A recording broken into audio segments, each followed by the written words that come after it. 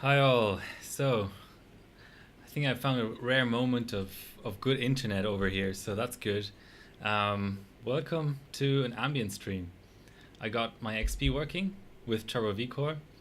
Um, as I noticed, my main camera has shifted a little bit, but I'll fix that in a second. But yeah, basically, I haven't run SuperPi32M at all on this platform on XP because the image I had from Suzuki was not allowing me to run Turbo V. So I don't think it's worth even trying to boot 7 gigahertz from BIOS. So I went back to the original Barbone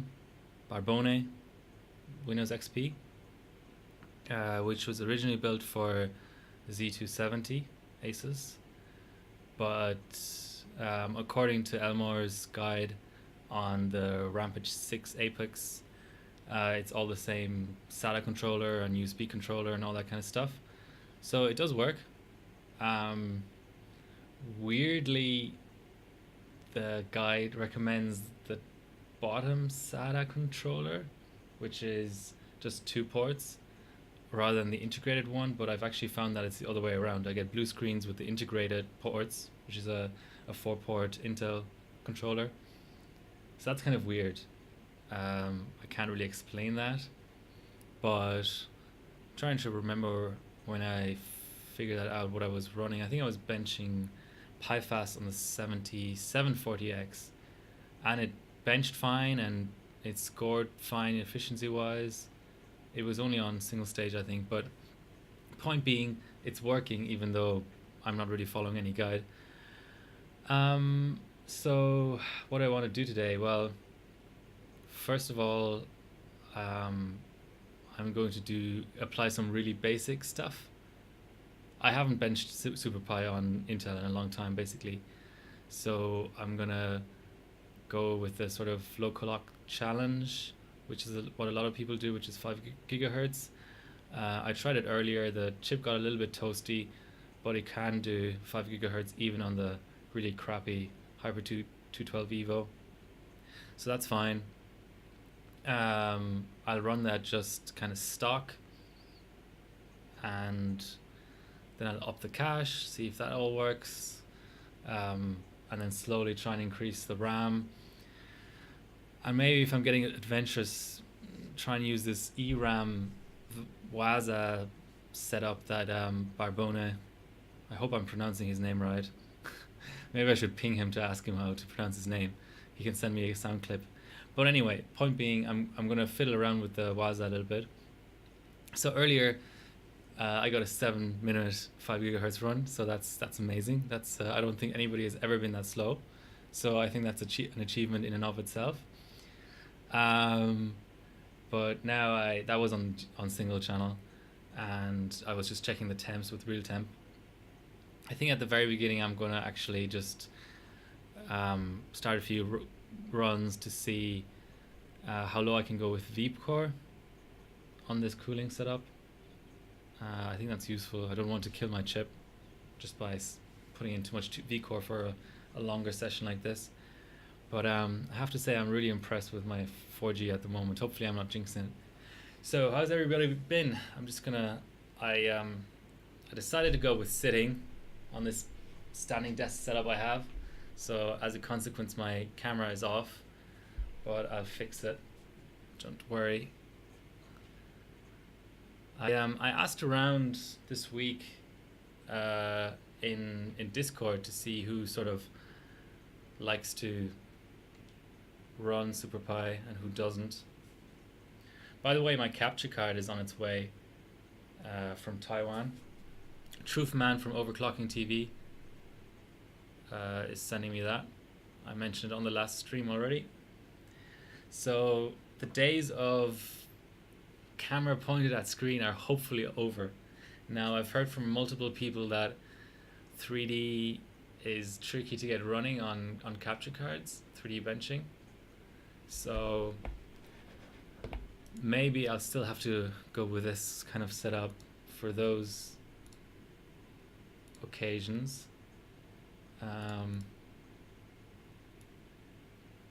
I'll try and find a resolution that just works. Gonna go for the 12-hour Superpie achievement. Yeah, I mean, why not? I mean, there's so much to aim for in overclocking. You know, it's not just the best; it's also the worst. Okay, just I think colors look okay. The part of the screen you can see is reasonable. Just gonna see how I can maybe improve focus on that.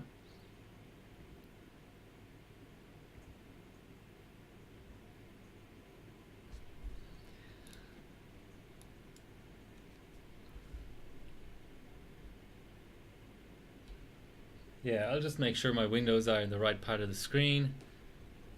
Good morning, what did you miss? Close to nothing, Jim. Close to nothing. I waited for you to get to the chat. So yeah, let's do a quick check. This is 4.1 gigahertz. Maybe I can mess around with. Hold on, I'll try and level it at least. I have a couple of hours, and this is an ambient stream, a chilled ambient stream, so I may as well level my stuff off here. So we're running 4.1 gigahertz at the moment. This is just to check the camera. Obviously, I'm not running. Yeah, I mean, my my memory is horrendous. If I'm getting adventures later, I might try a different BIOS, because if anybody's ever looked at the Rampage 6 Apex like tweaks and BIOS thread by Elmore, he mentions that 0038 is the latest BIOS that will have the XP. What's the technical term for it? I don't know. The AHCI rolled in or something. He does mention that only specific BIOSes will run XP, and I have noticed that when I was on the latest BIOS, I couldn't get this exact setup working. But there are like 2 or 3 different BIOSes, and the slightly unfortunate thing is that I think there's maybe a little bit worse for MemOC. Okay, I'm gonna stop fiddling with that. Let's just make sure we get our postcode in. Yeah.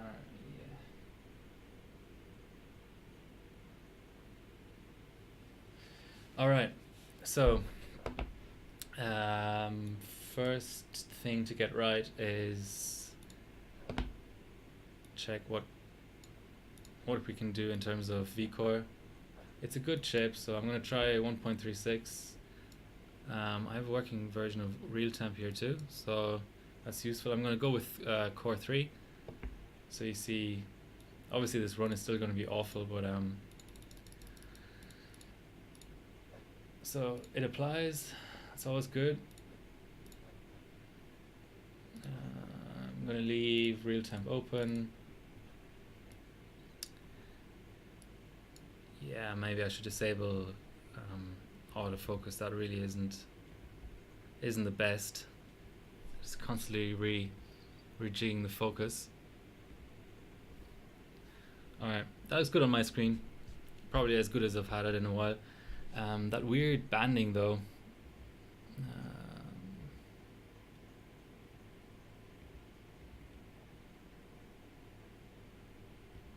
Oh.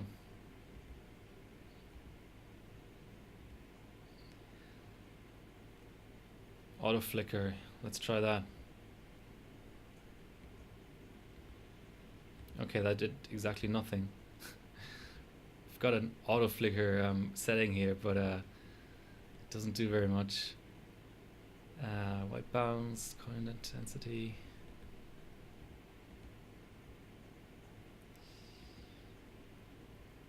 How maybe? Okay. Anyway, I think that's decent. Yeah, I'm just trying to find that.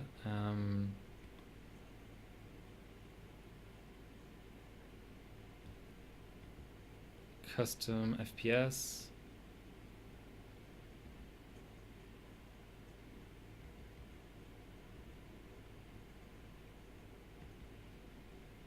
Oops. I can fix that. So this is 30 FPS.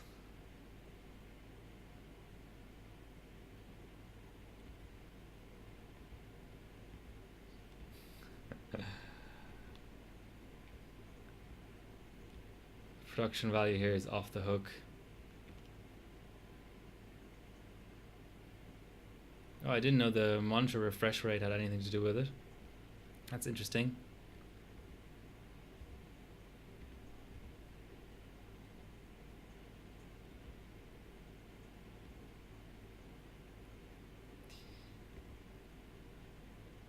Just gonna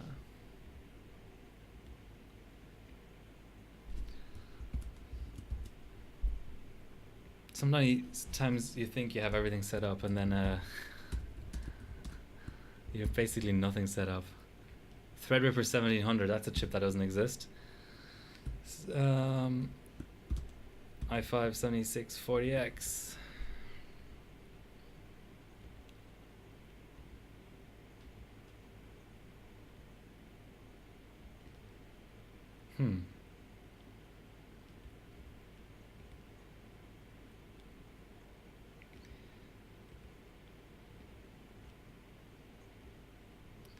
It's interesting that this device, or this camera, defaults to 4:3 aspect ratio, which doesn't make much sense to me, but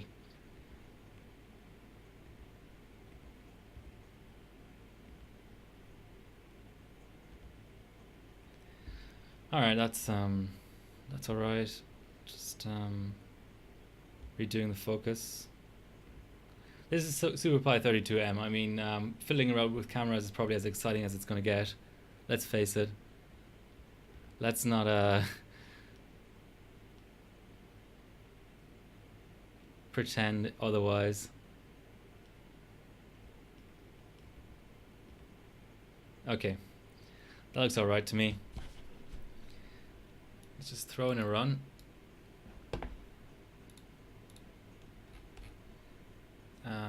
Just gotta set affinity. That is important for temps at least.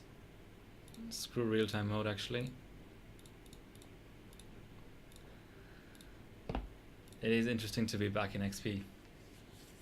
So while that's happening, I'm going to label my RAM sticks because I have 4 different sticks, and according to XA's Extreme Addicts Rampage 6 Extreme Guide, Rampage 6 Apex I mean, the X299 platform in general, or maybe just the Rampage in particular, allows for single stick binning. So you put the stick into the DIMM slot closest to the processor, and then supposedly you can bin your RAM sticks. Now I'll probably do that. I don't know, I might have to think of a number of loops that are acceptable in terms of how far it has to pass, or maybe just posting. Well, I'll just give it a try. So what are we at? 56, 60 temps. That's good. I think 1.35 is an alright V-core to run at. I'd be happy if this passes. So I'm going to put some tape onto my sticks to label them 1, 2, 3, 4. I could go by serial number as well, but I don't know. I don't trust myself to take notes like that.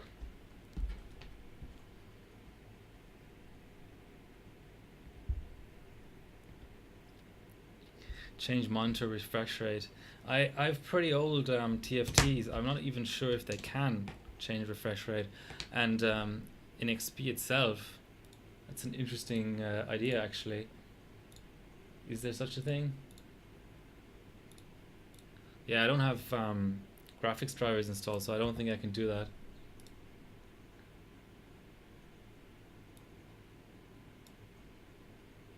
Maybe this hardware acceleration thing should be off for SuperPi. Yeah. It's a bit weird. I don't really know where it's coming from. I'll have to debug it off stream. Yeah, so I tried the camera options.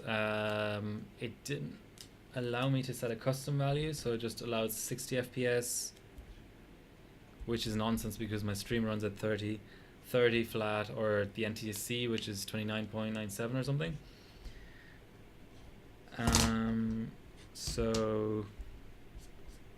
or lower. So PAL, I don't know, like 25 FPS.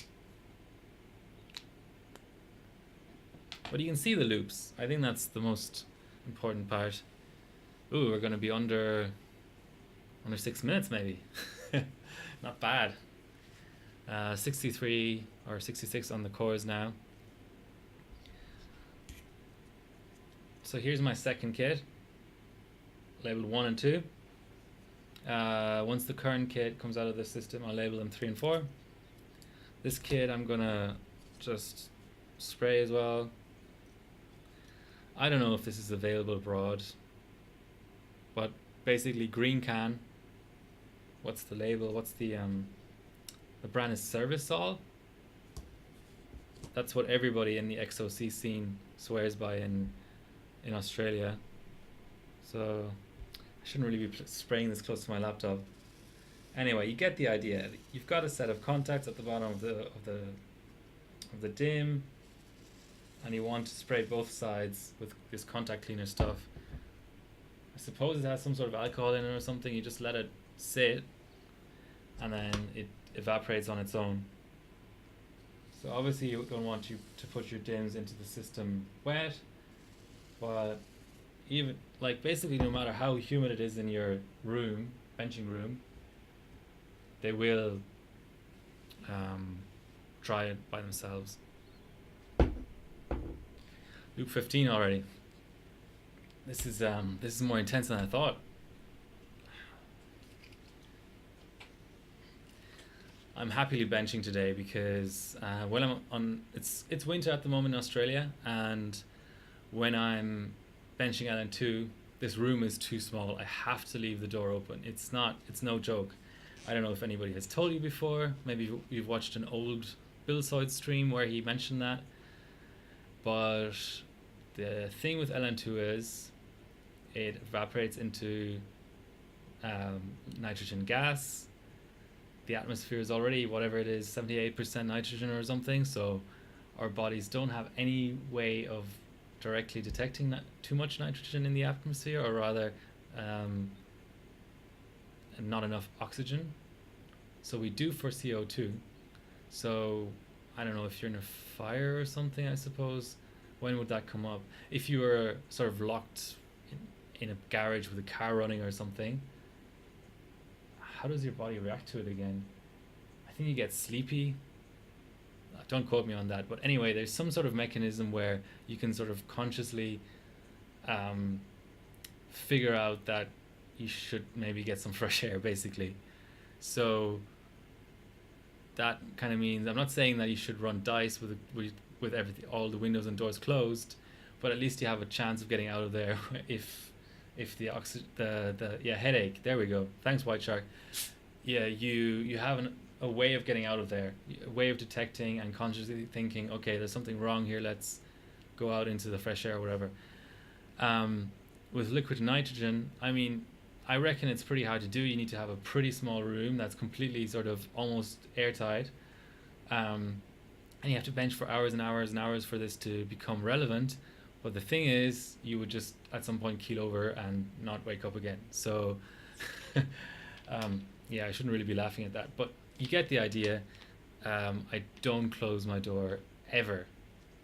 The other practical consideration is that my dewar is in another room, so I want to be able to get in and out and fill up my thermoses. But this is a pretty small room. It's sort of, I don't know, 1.5 meters by maybe 2 meters, something, 250, 3 meters. So I don't think it would take very long for it to become an issue. I do actually try to even open up the window sometimes in the middle of a long bench session. But today we're ambient streaming and it's cold, and Australia is famous for having just single glazed windows and just horrible insulation in all the apartments and houses. So today I have an electric heater on the floor, and I actually feel warm for the first time in a while in my apartment, so that's great. By cold, I mean it gets to sort of 16 in the middle of the day and 10 at night maybe, Celsius plus, which doesn't sound that cold, but when your windows are from the 70s and single glazed, yeah, it's cold. Okay, we have a result. So dual channel actually gave me 20 seconds better, so that's nice. Just gonna save the screenshot for my own reference, but even though I have to say I might run out of space. So Northbridge or cache at 3.9. I'll have to fix that too. If somebody doesn't have this, just checking the screenshot. Oh, so 644. This capture.exe, really useful. I'll give you a copy. Just message me on Discord or whatever. I'll gladly give you a copy of that. That's a really nice utility. Okay, so let's see if we have Encore control in Turbo V. It depends on your BIOS settings, and we do not. So I'm gonna make that one small adjustment in BIOS, and then I'm gonna try and run 5 gigahertz Encore, and then after that we can mess around with memory. Yeah, single glazed windows are awful. I think White Shark, you're in Germany if I remember right, but yeah, installation in Germany is next level. We really, like, Germans just really know how to insulate houses. I have to admit. I mean, they really know how to do it.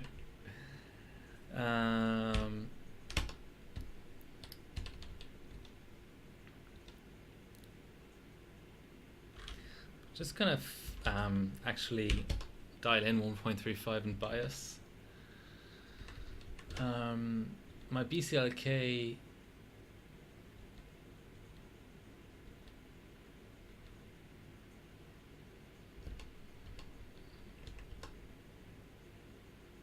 yeah, I gotta disable the spread spectrum to get a proper 5 gigahertz flat in terms of BCLK, because spread spectrum, that's hard to say, makes that hard because it fluctuates the BCLK.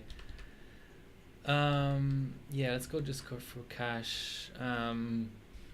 Let's boot it like 42 and then allow 50 in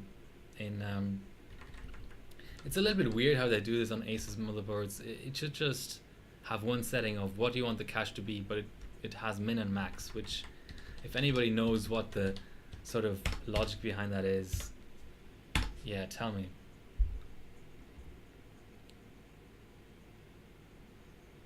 And that house built in the 50s, yeah. I suppose if they're protected by some sort of building protection sort of scheme, then you can't mess around with them too much. Rani's back. Rani, you missed a 6-minute 44-second Super Pi 5 gigahertz run. Epic. I don't think anybody's ever done that time. Okay, do we have BCLK control? Or rather, Encore control. Oh, here it is. How dumb am I? Okay, so 1.35. The CPU Z doesn't show it, but okay. Let's go back to 5. Let's watch for. So we're still seeing a bit of BCLK fluctuation. I might try and debug that later, but I'll just note it down as something that I should maybe look at. And we've got our 5 gigahertz cache. So let's rerun. Just for consistency, I know this is sort of a little bit tedious, but for consistency, I'm going with the same core and also running real temp in the background, just like I did last time.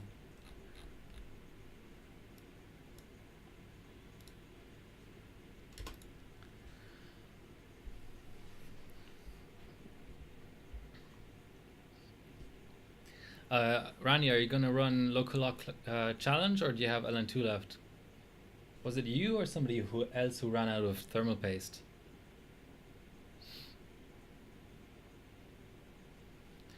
Okay. Yeah, so, oh nice. Hi Ginger Nuts, welcome back.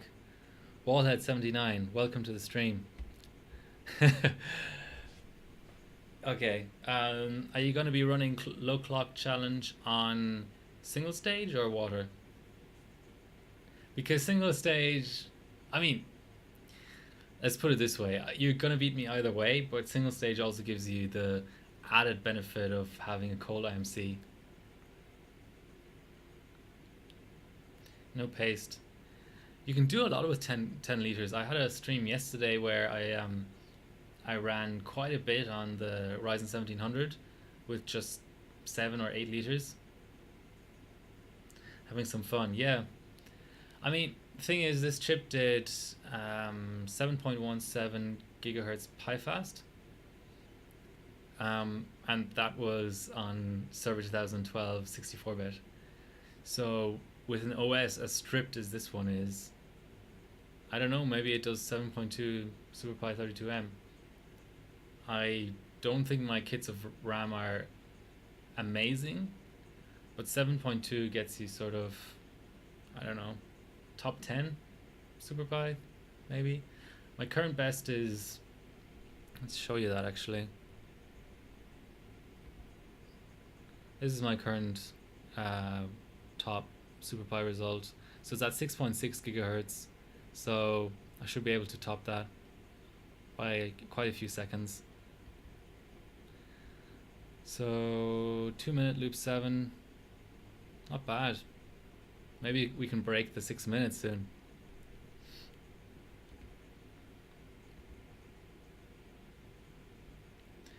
So if anybody's new to the stream, please press the follow button.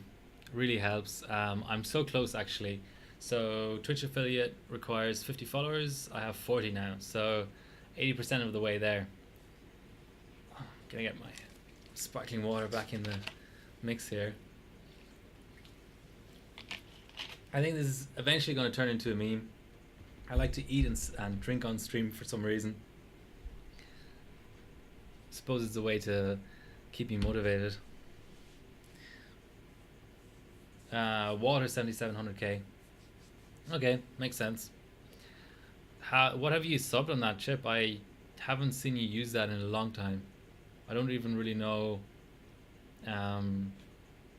if it's a good chip.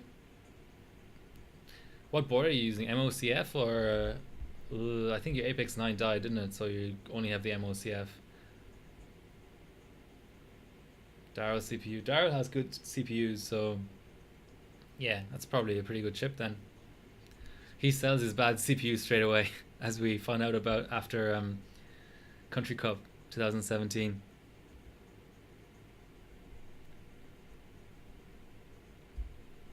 Oh. Boarded for 4-core competition. Oh, you mean just getting globals? I suppose your current globals are in the 6700K.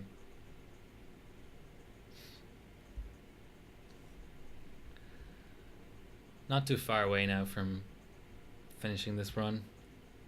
The good thing is every run will get quicker, so the more board you get of Super Pi 32M, the less of it you'll have to look at. So there's that. I mean, eventually we'll hit a pretty hard floor, but oh, your 10 Apex. Well, you do have that ES gigabyte board to fall back on for Coffee Lake, so that's not so bad, and MOCF of course. So at this point it's almost better to lose a Z270 board because there's less uses for it than a Coffee Lake board. OCN burner, okay. Did you actually sub in that? Did you sub in ambient or extreme?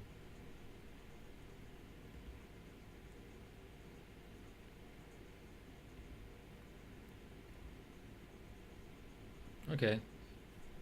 So the board came back. I hope my Crosshair 6 comes back. It wasn't powering on at the end of last night's stream. Oh, so you're borrowing the board or lending the board to Zero?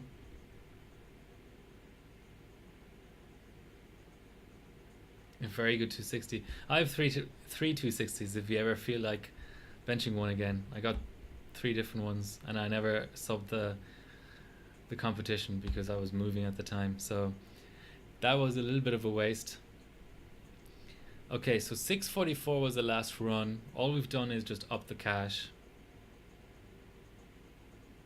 Yeah, White Shark, it's an interesting board. It does sort of like to need a rest sometimes. Let's put it that way. But it comes back to life all the time, so that's great. I must have put, at this point, I must be close to 100 hours cold on that board. And I mean, you know, single stage without insulation, LN2 without insulation, just absolutely abusing the board, and I can't kill it. Not that I want to kill it, don't get me wrong.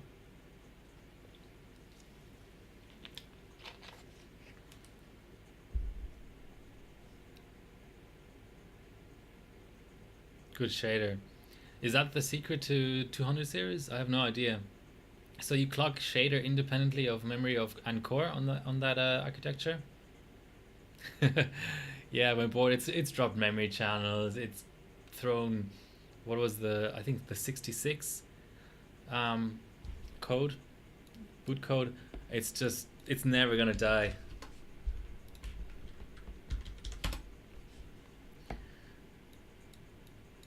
I forgot you can't move the super by window afterwards. Well, these screens don't have to be valid. They're just for my own reference. Because I mean, even if I don't end up kind of really being able to bin through my RAM sticks today, I at least want to have some sort of reference to know, you know, when I'm pulled down and I don't have much time left, or I'm running out of LN2, what should I focus on? Is cache important? Are reruns important? I might not find all that out tonight, but I just want to kind of get a refresher of how, you know, SuperPy32M even works on XP.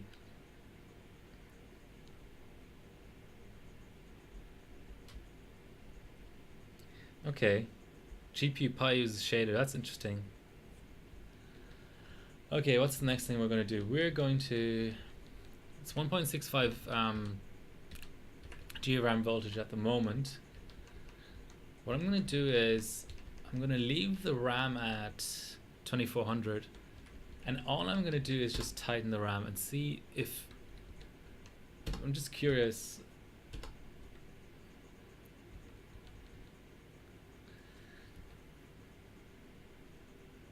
So I'm going to load up Frediyama's world record tight RAM, but I'm actually gonna disable SVID, drop back down to 2400, and obviously lower the voltages as well, because I think it ups the, oh, it doesn't do anything with IO or SA. I found that on X299 IO and SA, setting them manually isn't as beneficial as on other platforms. But I'm obviously going to lower the DRAM voltage back down. This should post.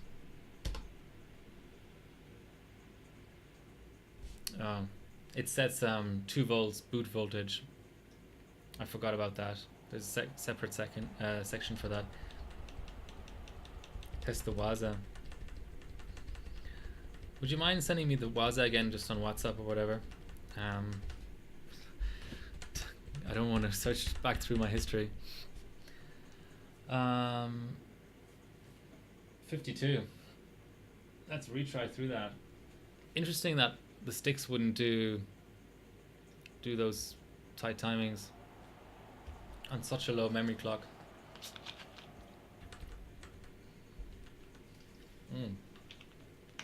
Okay, safe boot time.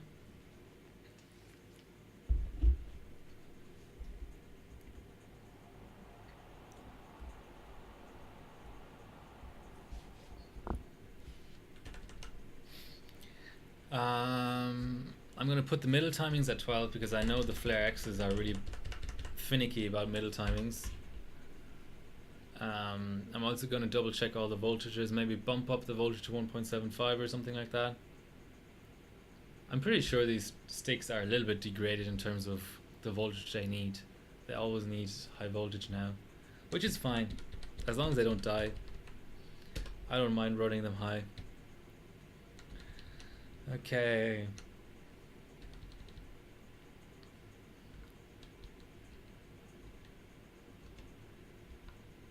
Never knew there was an XTU setting down here.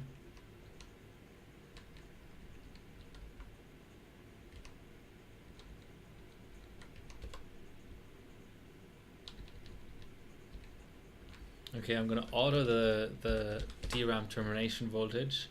I'm gonna auto the eventual voltage as well, and I'm gonna go 12 middle timings. DRAM clock period of 12. This sets a lot of weird shit. Okay, middle timings are 12. If anyone has a comprehensive summary of what Maximum's tweak mode 1 and 2 do, I know one of them is for max frequency and one is for tight timings, but I don't know which is which. I don't know what they exactly do. Let's go back into tweakers.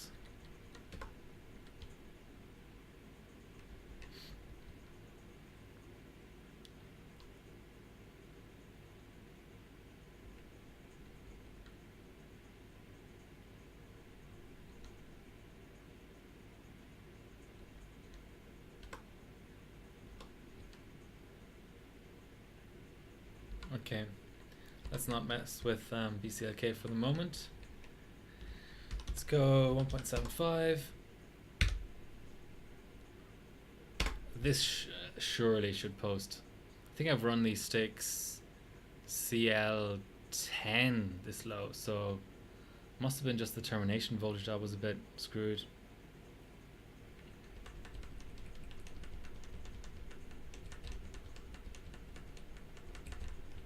$4K mem.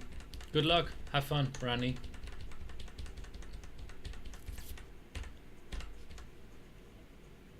I can't believe it's having such issues. Just gonna try one retry. Otherwise I'm gonna have to sort of figure out my own profile. I'll just load one of the other ones.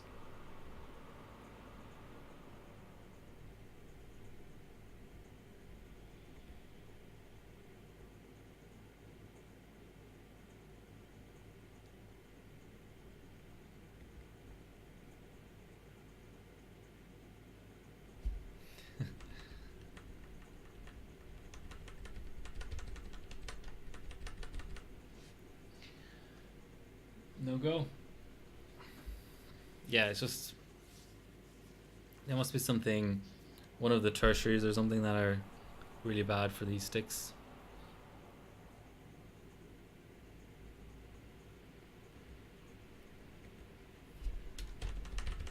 Is there any kind of, I mean, do people just sub low clock challenges to HybridBot?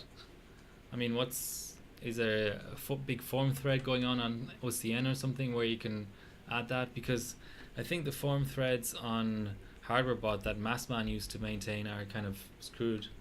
So I know it's all just for sharing and just for fun and for getting ready for going LN2, but it would be nice if you could actually compete somewhere for low clock.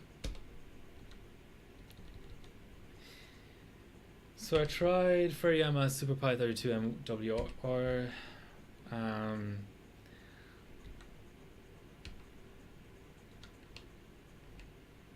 Let's go with the 3866 profile.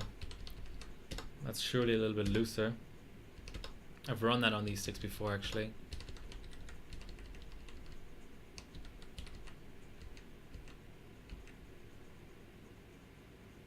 Yeah, it'd be nice to have a place to compare, because a lot of people share these screenshots on Facebook and stuff, and then they just get lost. I don't want to go to 1.9 yet. 1.85.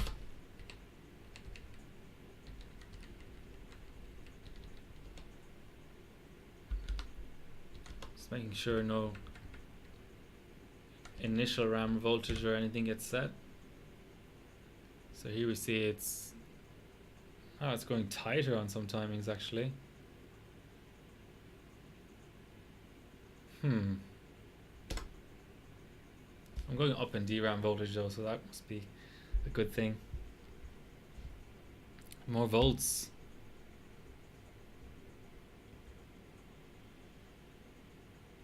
That 26 boot code is pretty screwed up.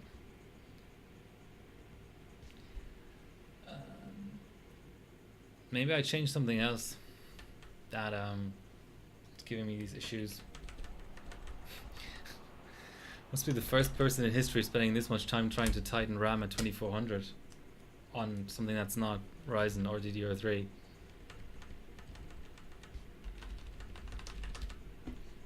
Mechanical keyboards are the best, by the way. Highly recommended. Now I have thermal paste on my thumb. Alright, loading my backup profile again and then slowly adding stuff to it.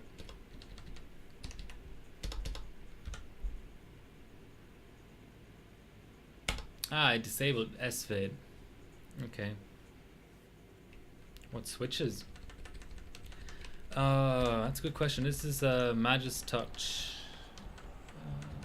I actually have the box here somewhere.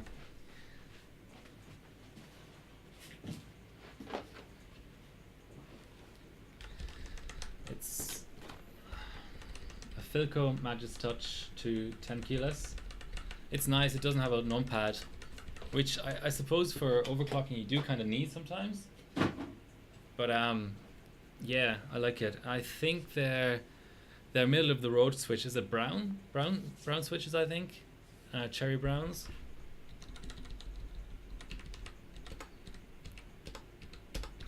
Okay, what I'm gonna do is just be really dumb about it and just set 2400 on its own. See how the system responds to that.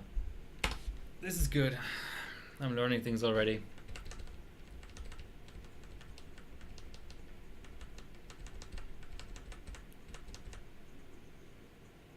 It's not throwing 26 anymore. This is a bit OCD of me, but here you go, the full boot code. Cooler Master should pay me for showing off their logo so prominently. I'm just okay. Just gonna go really slow. If somebody has never in their life run SuperPi32M, this may actually help them to watch this video. I mean, it might actually also put them to sleep. Don't get me wrong, but you know, it has some uses.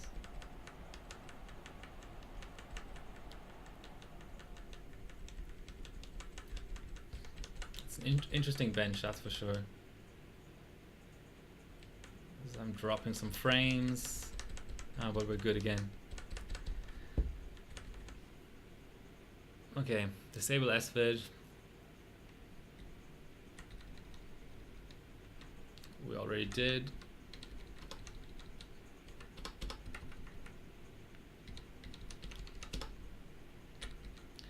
Let's do it like this. Let's just set primaries. I've got 3N in here. I really want to try that for max DDR memory, DDR clocks. On SS though, if possible.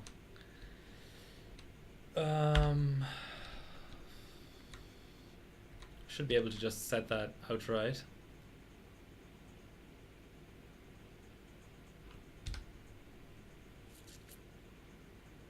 Yeah.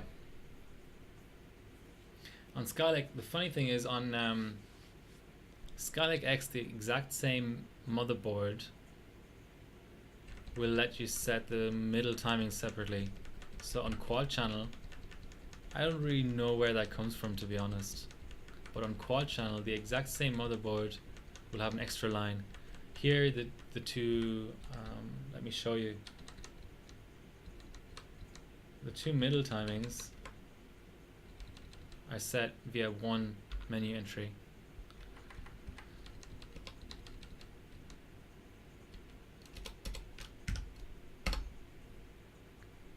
So I'm going to tighten the RAM and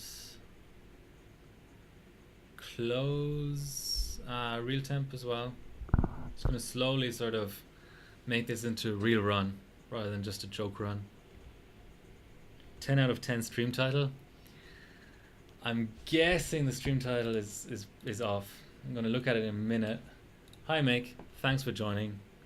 I know this isn't LN2, but in a way this is sort of, I don't want to call it proper OC, but you know what I mean? It's sort of more purist OC.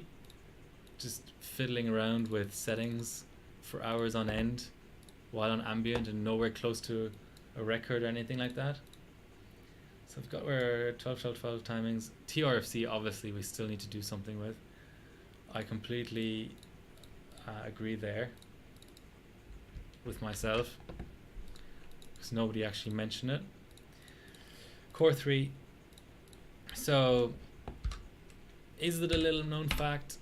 I don't know, but what I would consider a slightly sort of more obscure fact about SuperPi is that even at exactly the same settings with an extremely efficient OS, particular, no,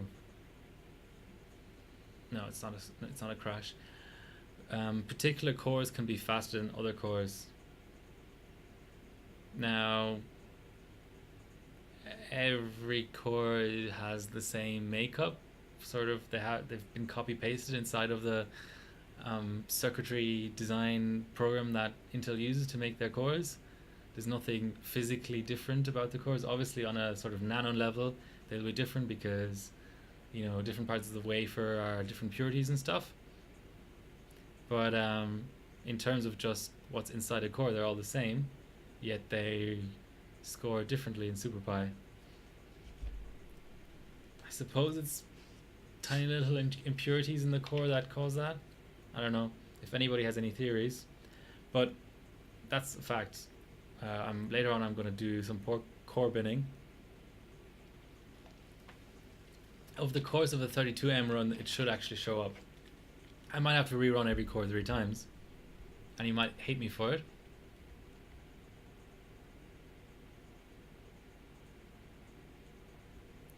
Okay, what's actually my stream title? Did I say, I think I put chilling in it or something.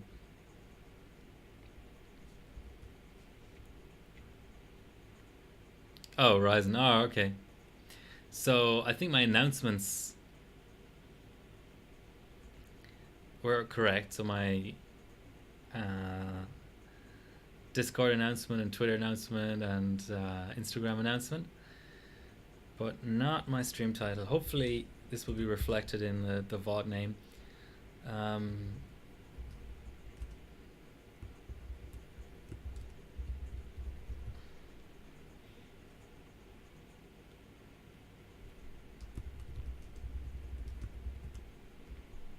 Okay, stream title has been changed, as I noticed that there's some thermal paste on my keyboard.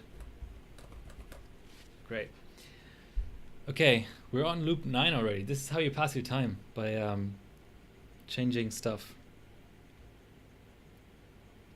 Oh, that didn't apply. Okay. Screw you, Twitch.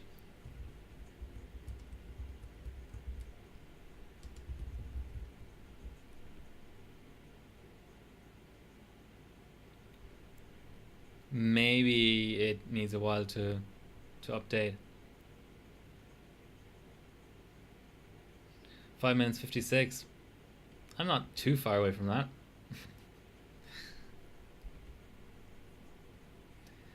So what is our last run? I think we had, so we started off at 6 minutes 44. The last run was, that was just the cache. I think it was just 640 or something, or 639. So I'm hoping like mid 6s, 625 maybe.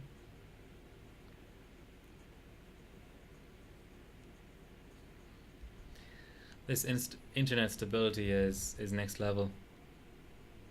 I have something like 30 gigabytes worth of data cap to be used within a day or so, because I upped my data cap close to the end of the billing cycle.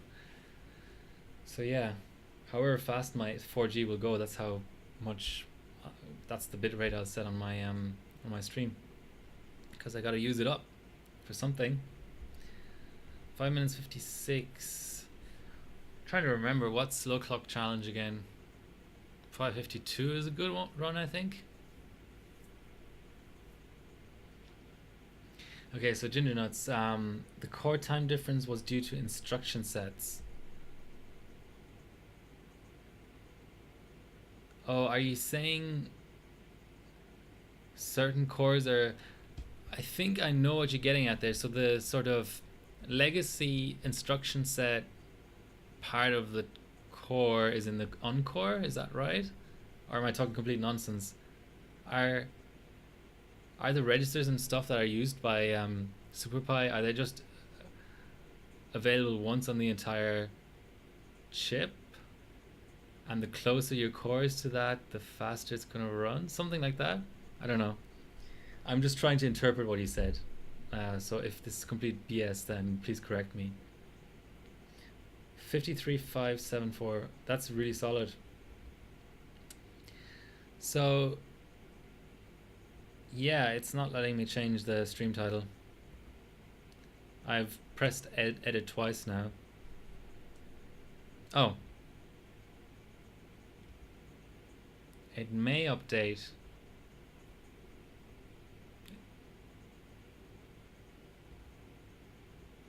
It may just lag behind. Loop 21 already. We're getting places, guys. We're getting places. Okay, title has changed.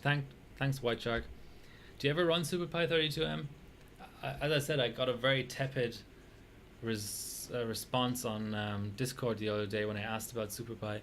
So maybe eventually I'm going to be able to contribute to the wiki or something.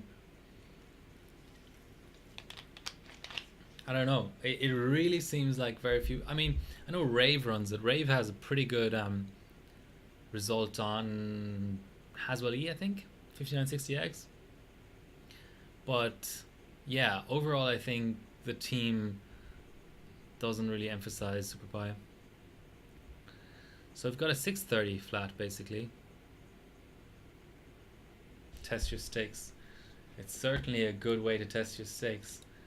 So 638 was with a good cache. 634, 644. See, this BCLK is giving us like a 4 megahertz, 5 megahertz difference. I've got to sort that out. Okay. Anyway, let's go higher. Just grab a quick screenshot for my own just posterity, and then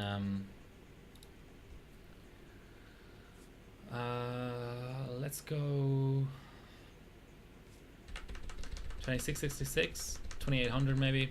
Yeah, let's skip a few multipliers. I don't want to be completely boring here, which I already am, but you know, you get my point. I think you get my point. I'm being sort of hyperbolic here.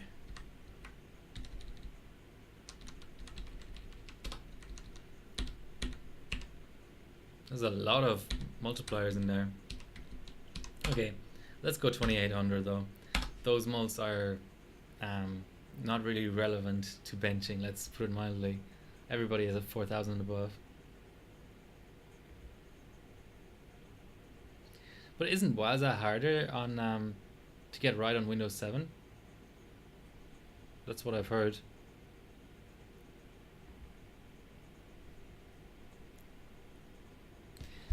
Alright, just a quick check in CPU-Z. We've got our memory at 2800. Next thing I'll change is TRFC, I promise. I should really leave that open, just in case I get some sort of a Turbo V bug.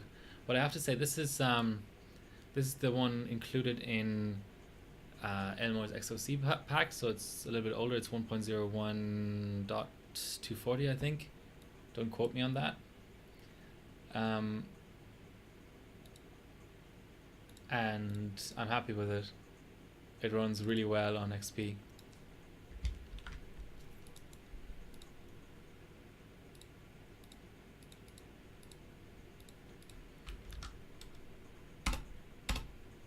Yeah, I shouldn't be doing that.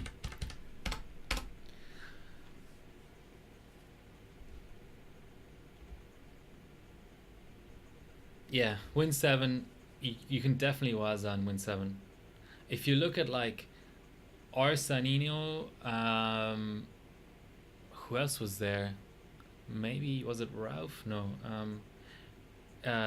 When there was a comp for SuperPie, and it might still be running right now, and MOCF XP support wasn't out yet, and Apex 9 OC XP support wasn't out yet either, quite a few people ran really good times Windows 7 on the Maximus 10 Apex, and those were with Waza. I can pretty much guarantee you that. Yeah. Lucky Noob? Okay. He doesn't really strike me as, I don't know, he's more of a variety bencher. He's not sort of as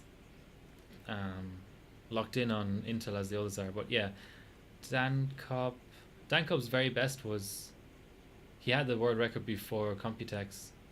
But yeah, maybe he benched just for the comp. Yeah, G-Skill Cobb, there we go. Okay, thanks for refreshing my memory. These runs are getting faster and faster, guys. Epic stuff. We might actually get somewhere today. This chip is just the gift that keeps on giving. I don't even have paste on it now, and actually the temps are pretty alright. The Gelid under the IHS is probably hard as crap because it's been under LN2 a couple of times. And its thermals are fine at 5 gigahertz.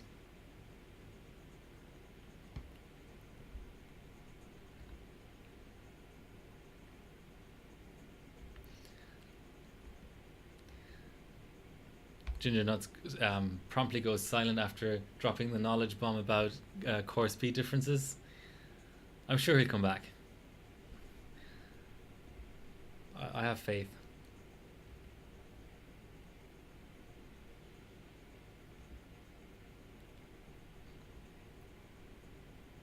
I'm starting to think I should potentially get... Is that a fail?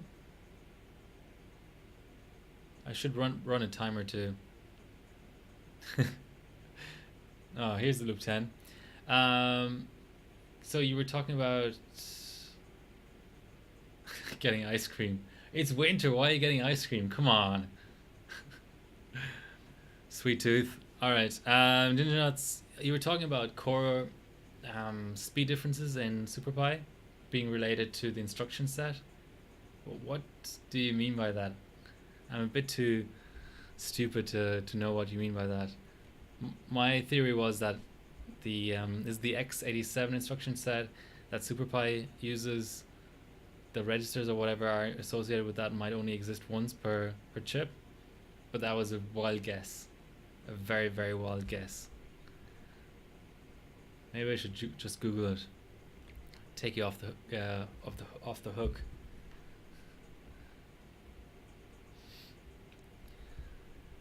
So yeah, that's looking like a 6-minute 20-ish, even though the latter loops are slower usually, aren't they? The other thing you missed, Ginger Nuts, was we were talking about how the r/overclocking team might be lacking a bit of SuperPie knowledge. Hopefully that doesn't come off as I don't know, some sort of criticism. I mean, we have so many good benchers for so many, like, we have so much knowledge in the team, and SuperPie is a hard nut to crack. So, and of course, I mean, what other sport is there where you're expected to know sort of what 20-25 different categories that are, some of them are wildly different from each other. You know, even pentathlon is, everybody thinks modern pentathlon is amazing because there's these athletes doing 5 different things. We're athletes who are doing 20 different things. Clearly we should be in the Olympics.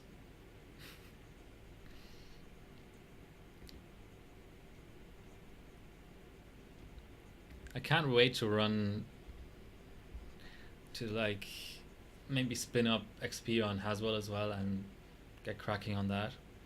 Even though my Haswell chip seems just awful, my 4770K. You can look at my results; it's just I haven't had good luck. But I recently got a Pentium Anniversary Edition in. I had a good Pentium Anniversary Edition, and my dead board killed that as well. In the process of trying to revive a dead board, I killed more chips, or rather, the board killed more chips.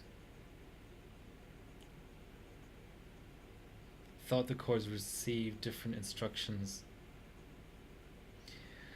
So White Shark, this is a bit of a sore topic because when I did my first ever Sub-Zero bench, it was on the Z97 gigabyte Sock Force board, which is a really good board.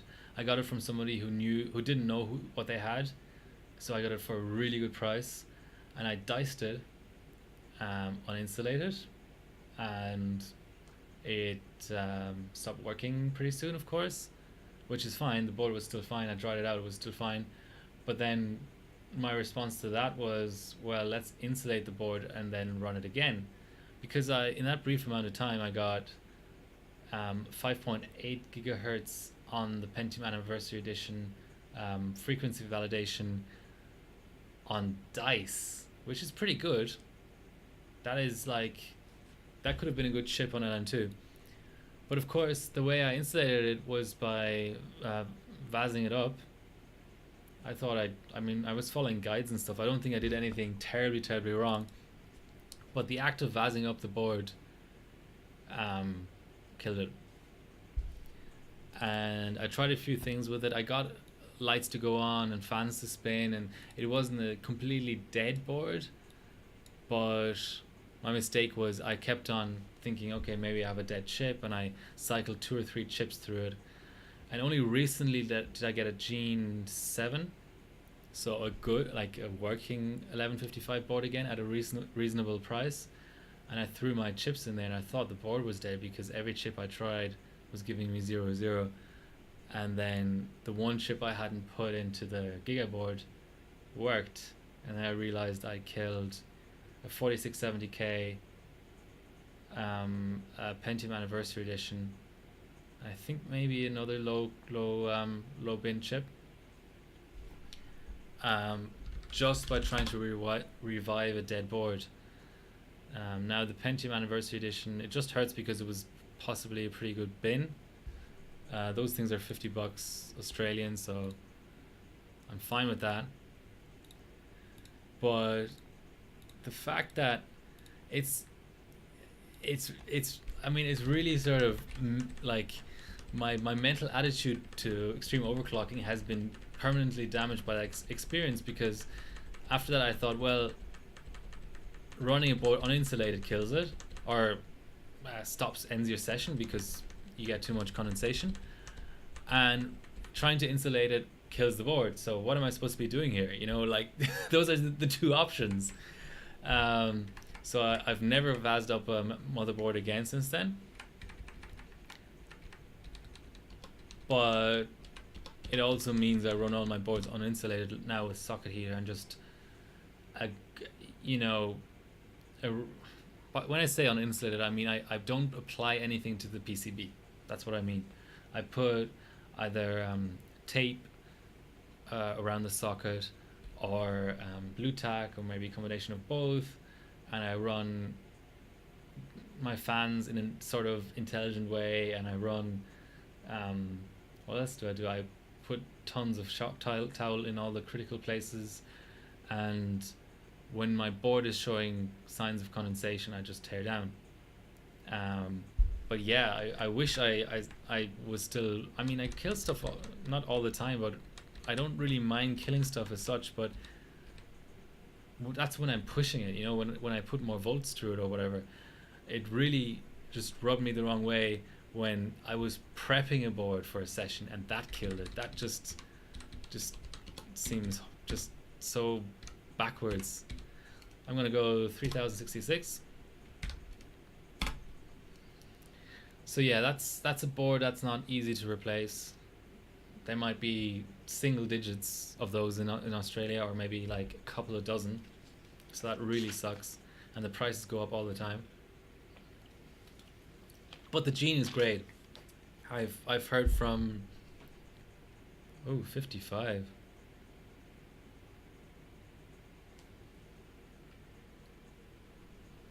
Maybe need more DRAM.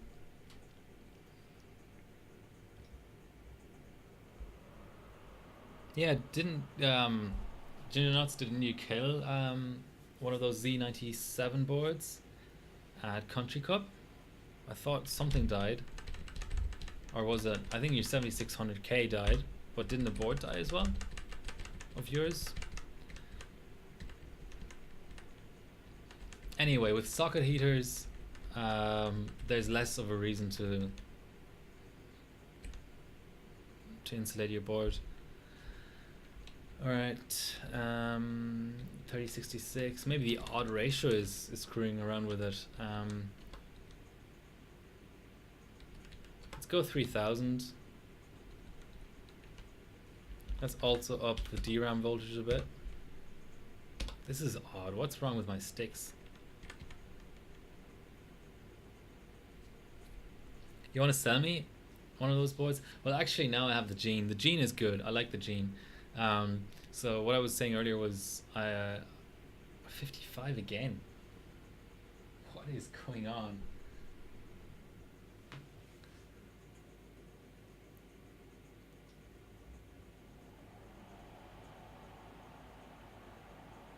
Let's just try a different ratio. I mean, this is weird. 554.9. Good going. What's your current low clock challenge set with? Is it the 8600K? I don't think you have an 8700K, right?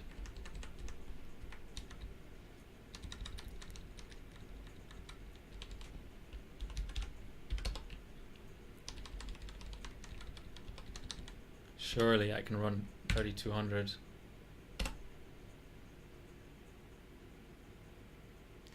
You mean the Z97 Impact? I thought Impact was replaced by.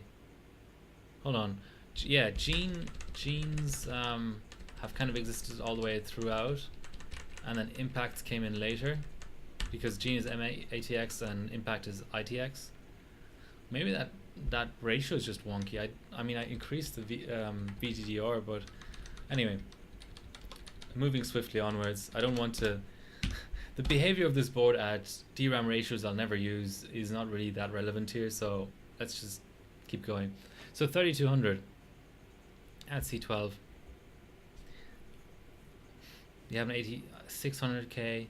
So you kill an 8600K on the MOCF. I think that was a competition price, wasn't it? And now you have another 8600K. Where did you get that from? And where did you get the 8700K from?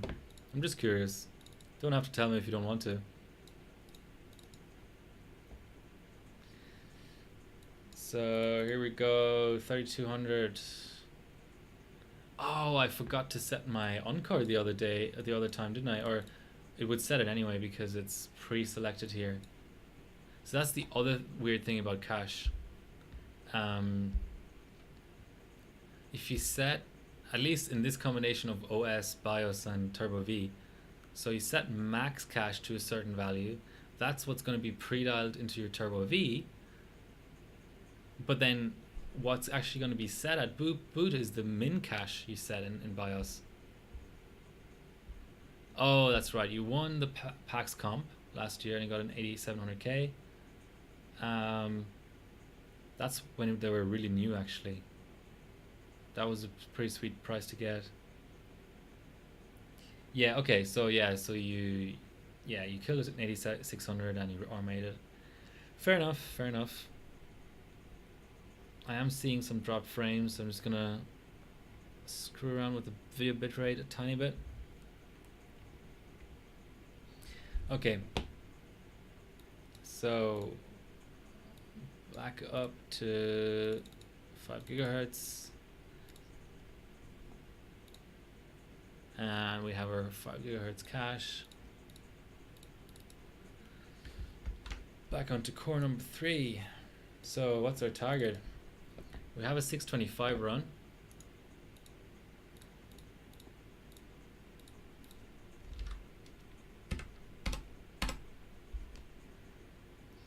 Should go below 620 surely.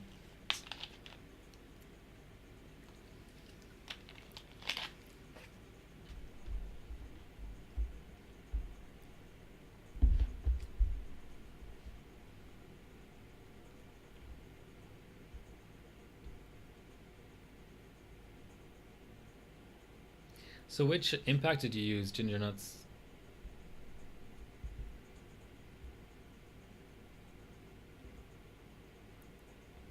Is there such a thing as a Haswell impact? I'm not aware, but maybe there is. Hold on, there is, yeah. So the Impact 8 was this one that came out with Skylake. So there's the Impact 7, yeah. Yeah, that's the funny thing. The Impact 8 is really considered outdated. I have a dead one here, but I mean, nobody would touch it with the MOCF out and the Apex 9. But then I suppose the 7 is good. The Gene is a 4 dimmer for Haswell, so that is a bit of, I mean, maybe just a tiny bit of an issue. Yeah, so trying to think. I think I once almost bought it as Z87 Impact. I always wonder in these older architectures where you have the 2 chipset releases, whether for XOC purposes you can kind of just use either.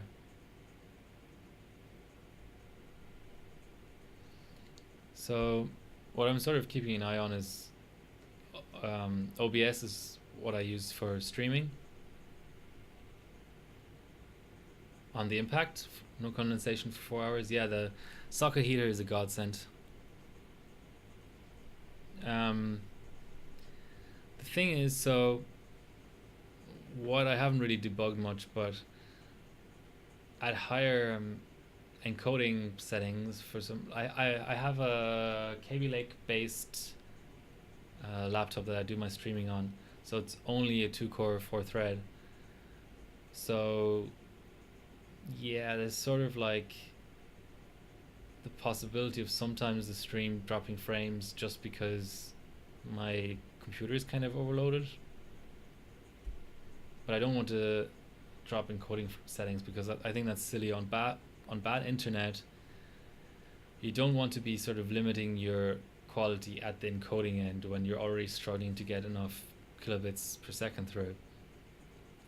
So I don't know where I'm going to fit it because I want to be able to put set up my chiller as well and my single stage. Ideally I'd have a desktop for streaming, maybe 6-core Ryzen setup. I have a spare Ryzen motherboard that's lying around, but yeah, I'll either have to sort of really figure out what's wrong with OBS or what I can do with my Windows install or anything that's running in the background to make it behave. But I actually can't, even though on my 4G I may have enough bandwidth to stream 60 FPS, I can't because that gives me issues on the encoding end. But anyway, something that's sort of like food for thought. 9 viewers. Thanks all of you for joining. I really didn't think that SuperPie would pull in this many people. Maybe people are just interested in seeing how badly I screw up. Well, at least every run is faster than the previous one. That's always a good sign. Set up one of my million Ryzens. So yeah, I have a 1400, a 1600X, a 1700, an 1800X, and a 2600X in terms of Ryzen chips. I need to sell the 1400. After last night's failed attempt at 4K, I think I'm coming to the realization that my IMC is either I've degraded it or it was never good enough for 4K, so I'll sell the 1700 as well. 1600X, I may take it cold one more time. But yeah, it's time to sell those chips and go second gen. I need an 8-core second gen to keep. I've been involved in bench sessions on second gen 8-core, but I don't actually own one myself. So I need that for Division 4. Maybe for SuperPi. I want to break 6 minutes SuperPi AMD. I think that would be a nice thing to have. Ooh, loop 20, 5 minutes 9 seconds. That looks pretty fast actually.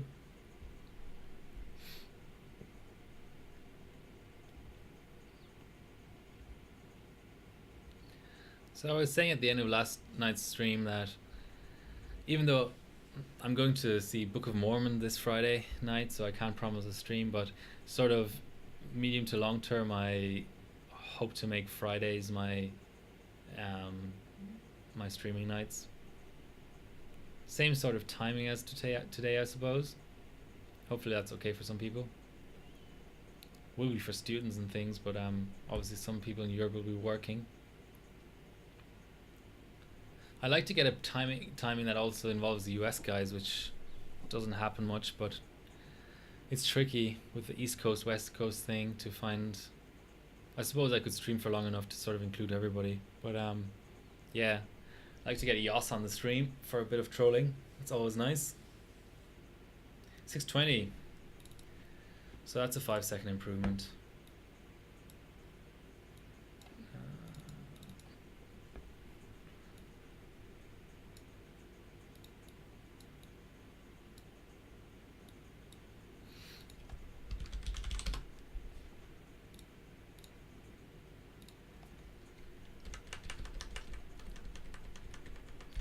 Yeah, White Shark, the issue is more sort of time to set it up. I'd rather be streaming than setting stuff up for streaming. Also space, I just don't, I already have a million wires running everywhere. And the nice thing with the laptop is I have a second screen right there and a webcam actually. That's a good sort of, like, once I get a capture card, that frees up one of my webcams to point my face instead of the webcam that's integrated into my laptop. But then if I do 3D streaming and I can't use the capture device because it impacts my score, then I'm back to having these 3 cameras again. So then I either have to get rid of my rig camera. I mean, I'd already like to have capture plus 3 cameras, because then I can have one on the temp probe, one on my face, one on the rig, that kind of thing.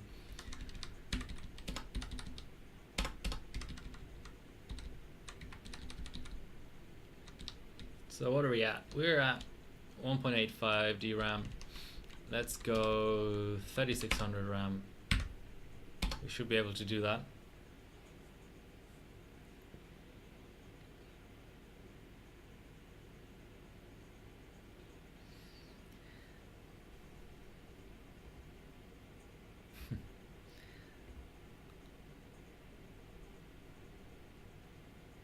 $78.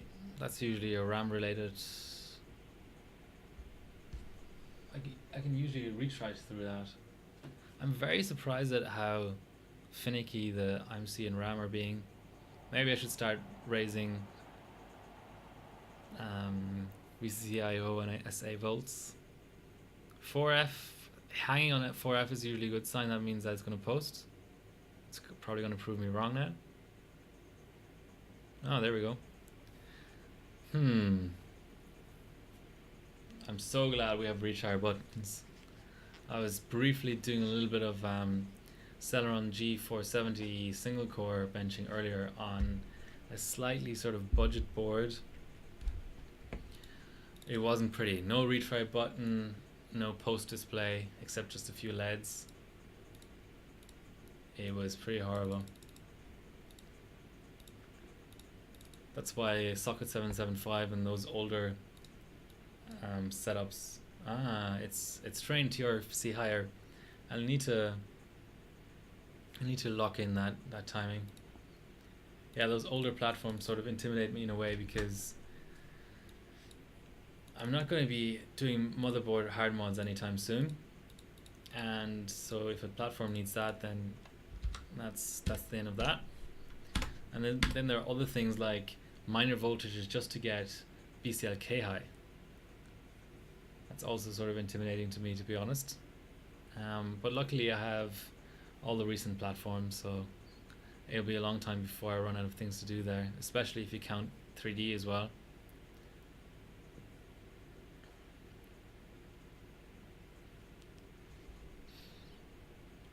So do any of you guys watch anything else on Twitch? Are you into games, poker, chess, IRL streams, sort of like chat shows and stuff like that? I have to admit I do watch quite a bit of Twitch.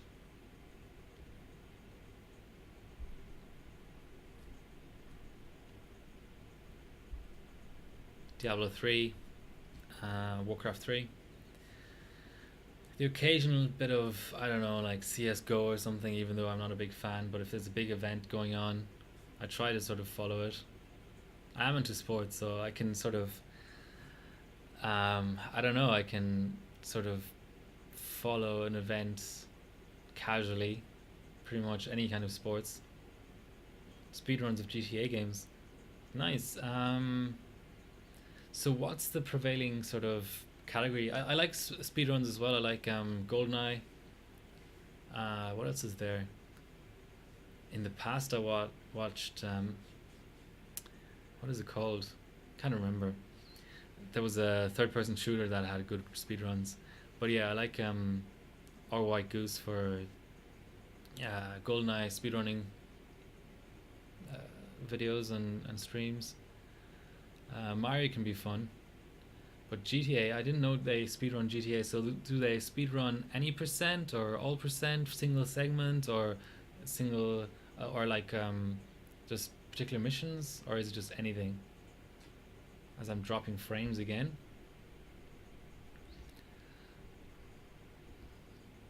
Try to fix that.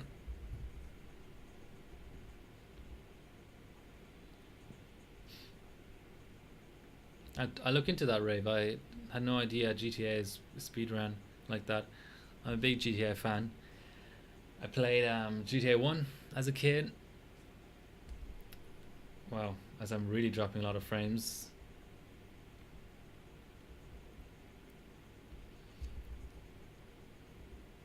Just trying to fix that.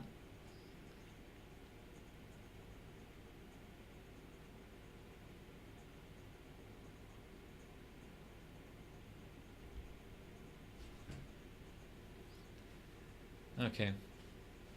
Looks like we've stabilized. So as I was saying, yeah, GTA 1, GTA 2, both on PC. GTA 3 was the one I sort of missed for some reason. Vice City I played religiously. That was amazing. I'd like to go back to that. San Andreas I played.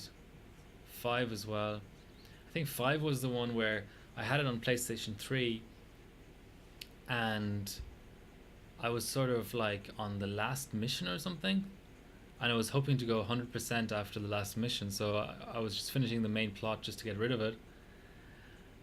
And somebody else in the family was using the PS3 and they corrupted my save game, so that soured me to the idea of ever playing GTA. I think it was GTA 4 actually, ever again. I have GTA 5 on the Xbox One.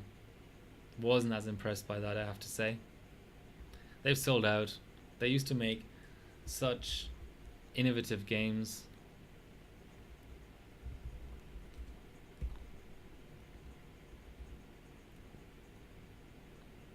Vice City's any percent. Okay.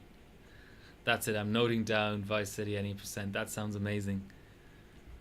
Nice. That's something else I can do.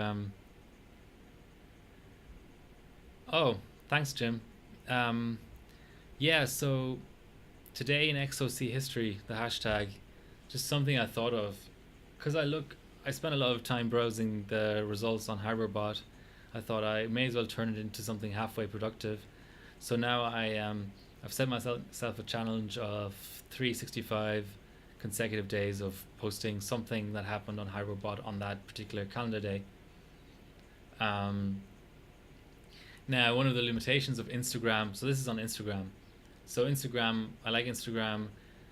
Well, first of all, I have more followers on Instagram than I do on Twitter. I don't know. It's just more visual. People like looking at stuff and browsing stuff. Like, I don't know, Twitter is more for angry rants and stuff. Even though I have to say I like Twitter more than Facebook. So for me, it goes Instagram, then Twitter, and I deleted my XOC Facebook page. So that'll tell you how little I think of Facebook. But yeah, so I post every single day. I post about that day in the past. So maybe a year ago, 5 years ago, 10 years ago, what happened in terms of subs on HydroBot. So I think I'm 7 days in. Some days are trickier to find something in the rankings because you do have to sort of like browse through the rankings to find a submission that happens to have been submitted on that calendar day. But yeah, I'm glad somebody's enjoying it. I do get a fair number of likes on it, but one of the limitations is that Instagram doesn't really allow links. So that's a big shame because that means it's to discourage advertising on Instagram. That's why they don't allow links. But it sucks for me because obviously I want to link the submission, or I might want to link a forum post related to the submission, or maybe a link to, because Instagram it's just a single picture, maybe a link, maybe I have the rig pic as the Instagram pic and I also want to link the submission screenshot, but of course all of those links are just text in Instagram. So, and the other issue is I on the mobile client for Instagram you have just a slider to say also post this to Twitter, but there's no official desktop client for Instagram. So that means I have to use a third-party client, and they don't allow cross-posting to Twitter. Yes, make an Instagram account, or you can just go to Instagram / I don't even know my own Insta. Go here, yeah, Instagram.com/unity_OC. Yeah, so you can browse that on a web browser. It's a better experience anyway because copy paste is so much easier. And even on your web browser, if you go to an Insta post, it won't automatically generate a link, a clickable link out of a URL, which is really annoying because that means you have to copy paste. But at least on a regular PC, you can copy paste quite easily with a mouse and keyboard. I don't know if anybody ever bothers to look at the submissions related to my Insta posts because you would have to copy paste on a mobile device, which really sucks hard. So yeah, I put the submissions in there just as reference in case, I mean, just for completeness. But yeah, it's sort of like one of the big drawbacks of my approach is that I mean, it just doesn't, nobody's going to click through to the submission, I don't think. Okay, so we have so thanks for that feedback, Jim, while I'm getting more dropped frames.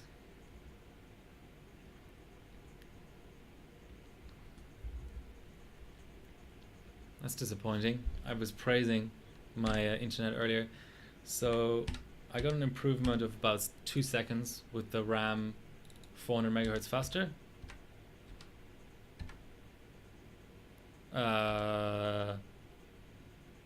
3200, yeah, 100, yeah, sorry, 200 megahertz faster. Let's keep going.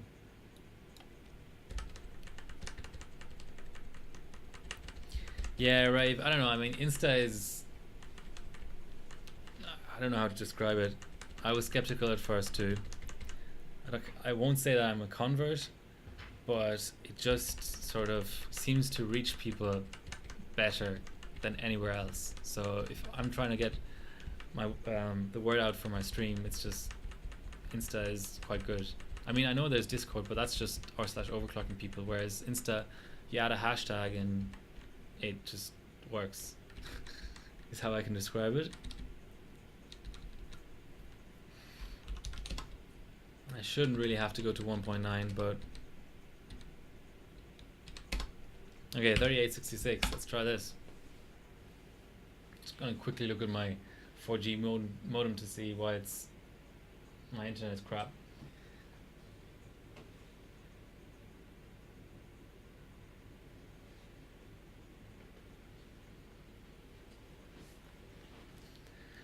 So it is on LTE. So there's not really much else I can do. So 78 and 91 are the two postcodes I can retry through. I'm not saying it's guaranteed, but those are the codes I've had success on in the past.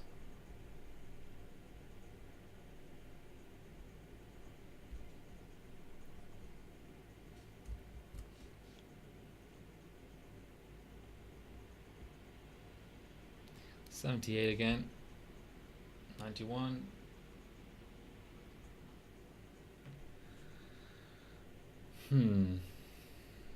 Maybe it's time to swap sticks.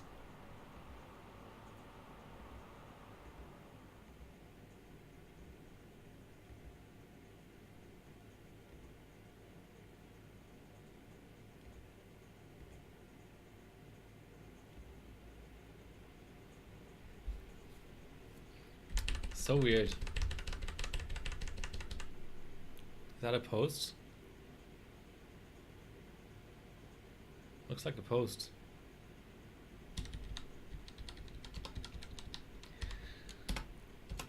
Anyone has any ideas what that could be related to? Oh, why did I save and quit? It's gonna boot loop again. Or maybe not. Okay.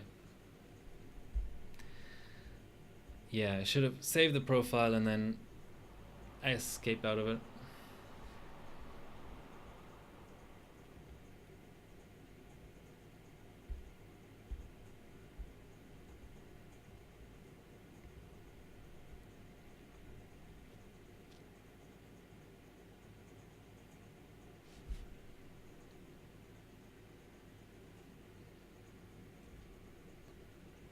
Sometimes the power cycle helps as well, even though that's a bit counterintuitive. Which stick am I running here? I think I'm running my newer kit of B-die, which I don't have as much experience on. 78, that should flip to 91, or just stick on 78.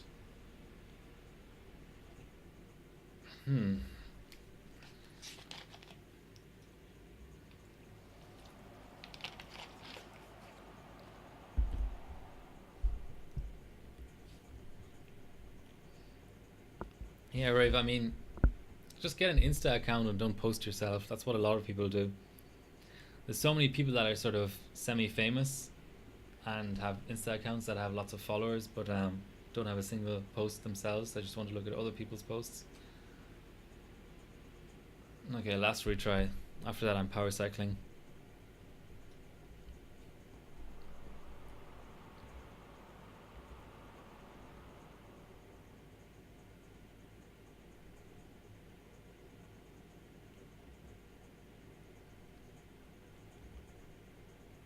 You got Insta for competitions.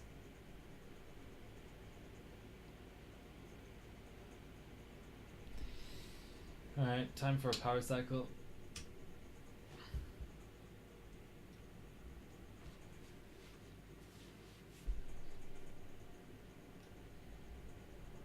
I might swap the stick order as well.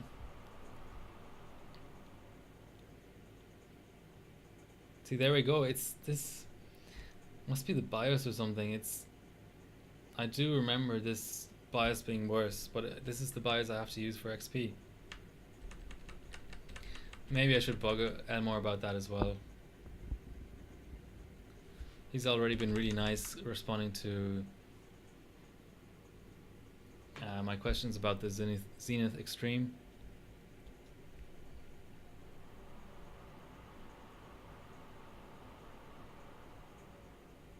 If this doesn't post, I'll go safe boot, then slightly up in DRAM voltage. This is looking promising-ish though. Nah.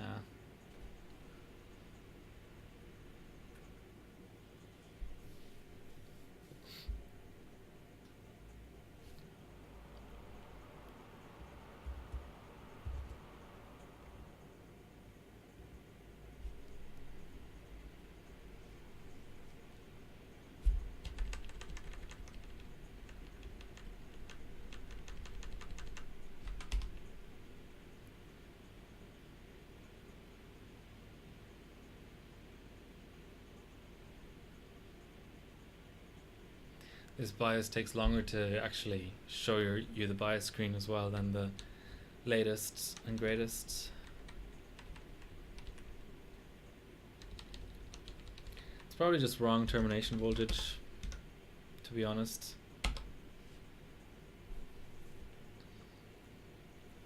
I haven't done nearly enough stick binning.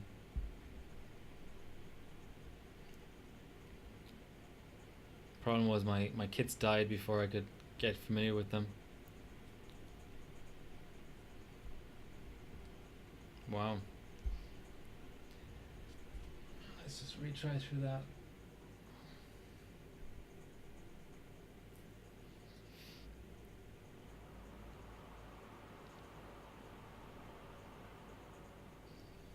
Funny how both the internet quality and my RAM OC are going away at the same time. Could probably be capable of dealing with one or the other, but both at the same time. 22. All right. Out of curiosity, let's do this. Then again, the more I think about it,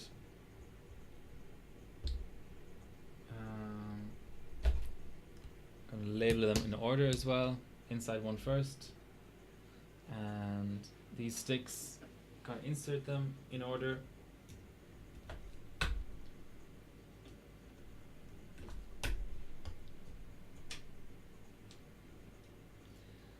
This chip doesn't have the best IMC.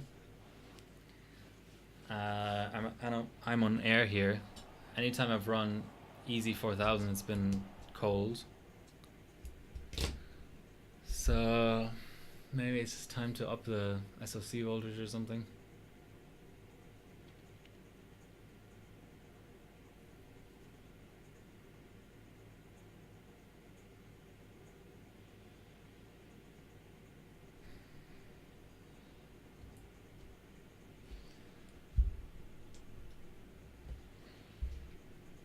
Also gotta label these sticks.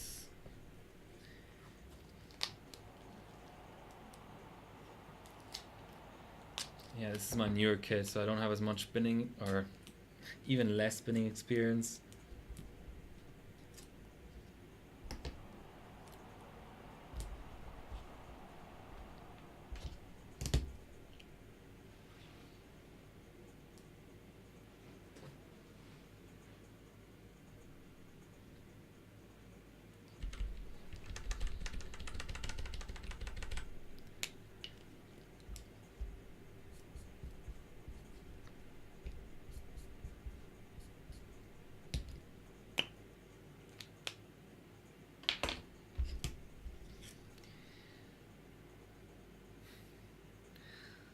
Hopefully I can manage to put 2 sticks on screen at the same time.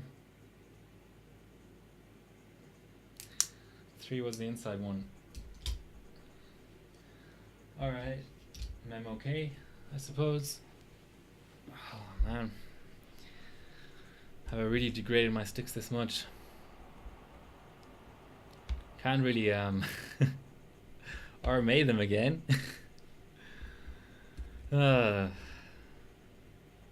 Just as it was getting interesting.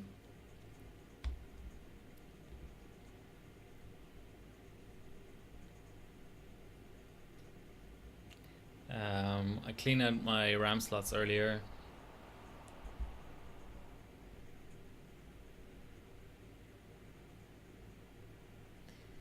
Not much luck.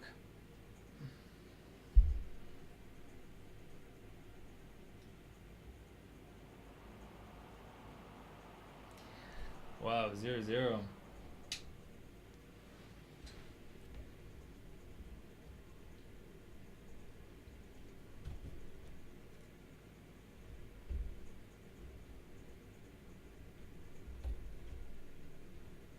So it looks like you'll be beating me on low clock challenge, Randy. Would help if I was looking at the slot while I'm trying to insert a DIMM.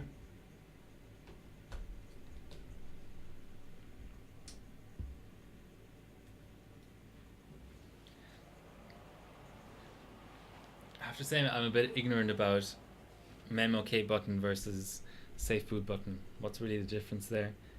Safe boot is there to get you around cold boot bug, I suppose, and memok is purely a memory thing. Then again, safe boot also sets really low memory settings, so they sort of overlap a bit in what they do.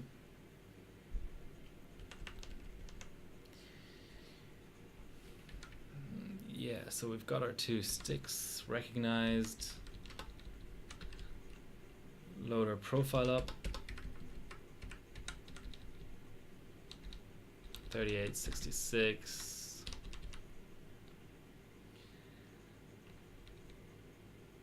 Okay, let's go. Let's start upping our VCIO and system agent. Clearly, the IMC is not the best in the world.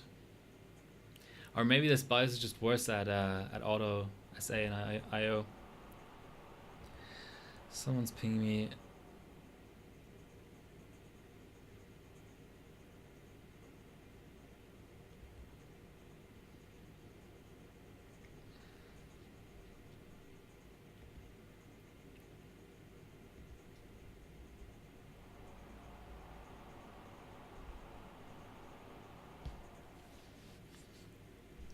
I expect a double reboot with memory settings changed. Okay, that's starting to look a bit more reasonable, even though that hang on 78 is not great. 91.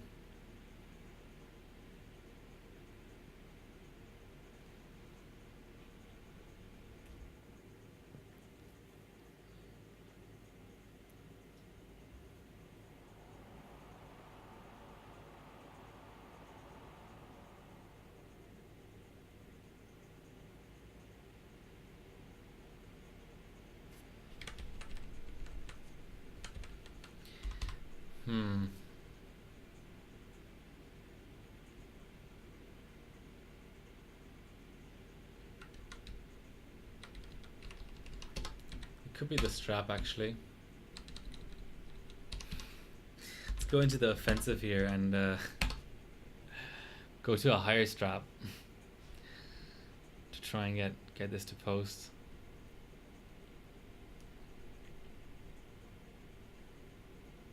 Can't see why it shouldn't, but then again, I thought the same about the other setup I had. Yes, it's the strap, damn it. Or maybe you just need to take more voltage. Okay, 4000 CL12. This is where things start to get interesting, even though, yeah, here we go. So now I'm going to save it to the profile and hit escape, not save and reset. It's all happening, guys. This is 4000 CL12. This is legit stuff. I mean, still hundreds of megahertz away from the world record and no WASA, but this is certainly more legit than earlier. We might, if we get lucky, see our first not exacting round here. Wouldn't that be something special? Almost as good as blue screen. Yeah, I mean, TRC is just not even worth talking about.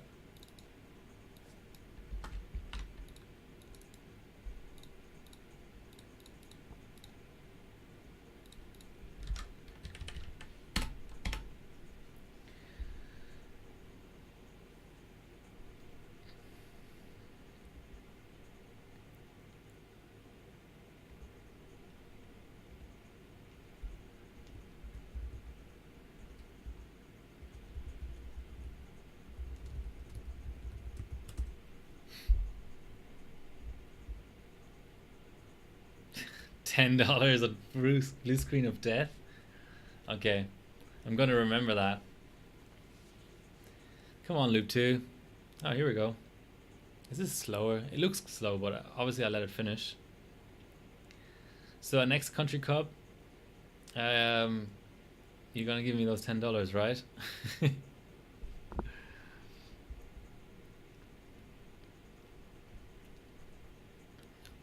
I'm starting to get kind of happy here. This is starting to be something real, something that I might even be proud of. Eventually, I might get there.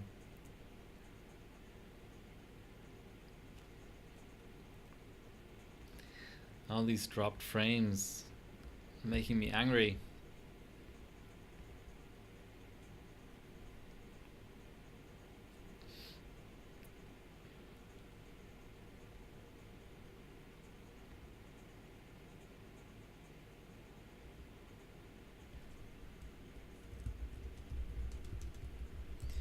Just writing Yoss trying to get him into the stream so he can troll me.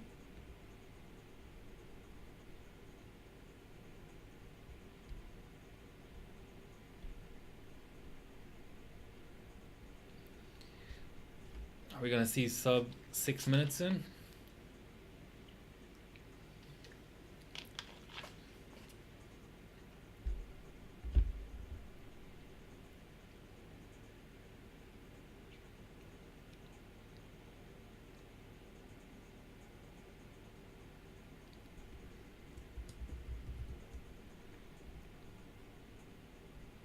To our stream.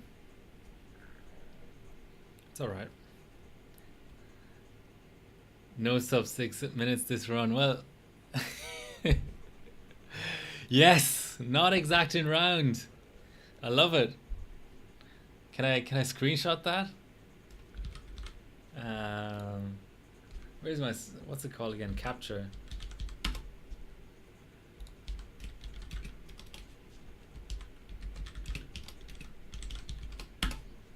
Nah, okay. Forgot about extensions in XP.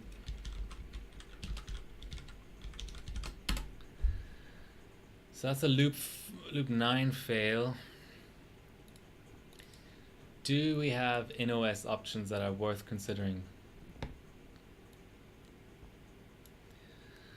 think for ambient 1.2 IO and SA are already kind of. So what was it again? BDI likes high termination. I'm gonna go 1 volt termination and rerun.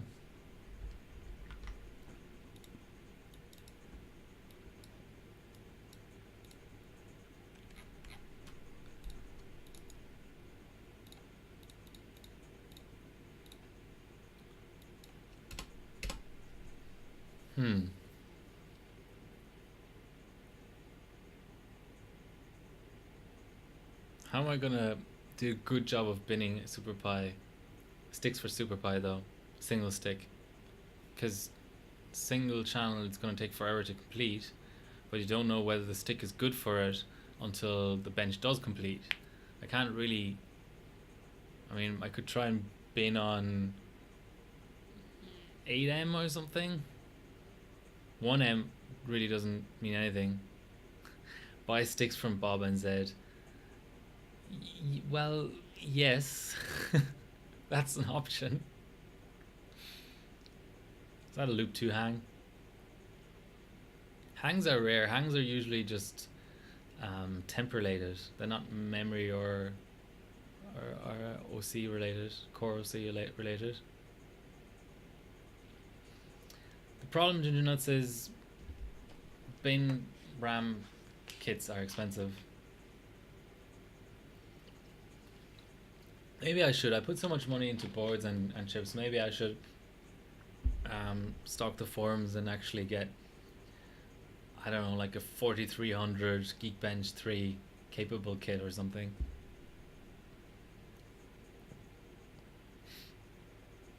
I'm going to start including Turbo V into my screenshots. I can remember the termination voltage and that kind of stuff, and SA and IO without having to take notes in the middle of the stream.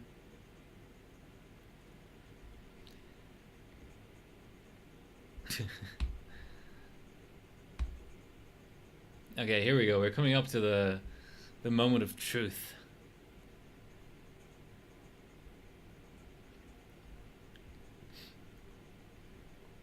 I'm not going to go above 4,000 on these sticks. No point. It's going to end up in too many not exacting rounds.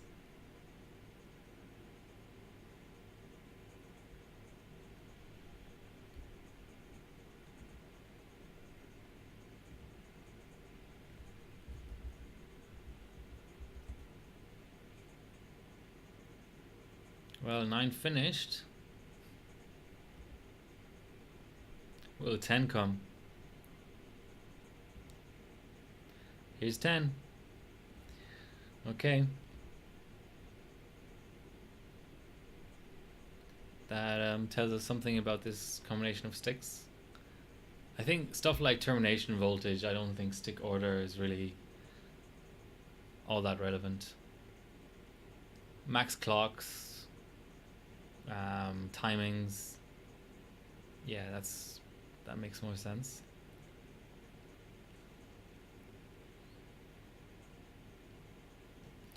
Kind of excited here. So 3 minutes 6 loop 12 would mean a 6 minute 12 completion.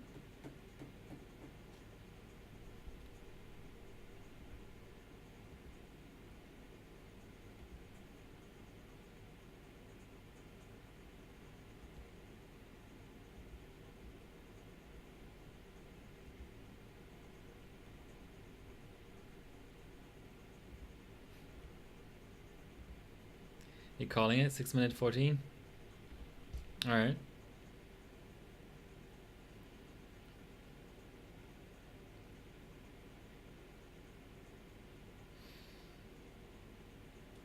Yeah. I think people bin and stuff on 8M. Maybe I should switch to 8M. Next thing is going to be timings though.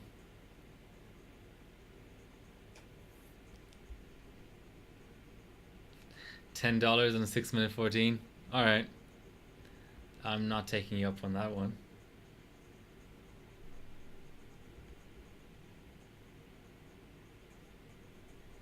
Because I think you'll be right. Oh, I get you. It's almost a 6 minute 7. So yeah, okay.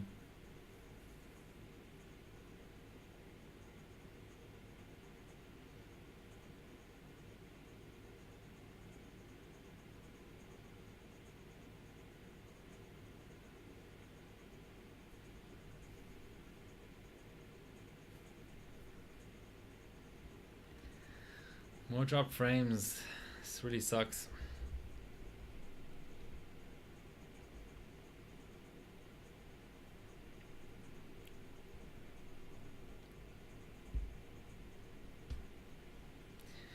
Got to break the 6 minutes tonight, for sure.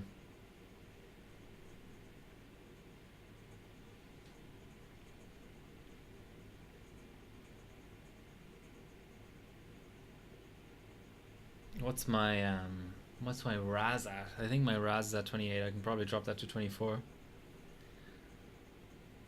And TRFC obviously. Then I can explore a kill and real time as well.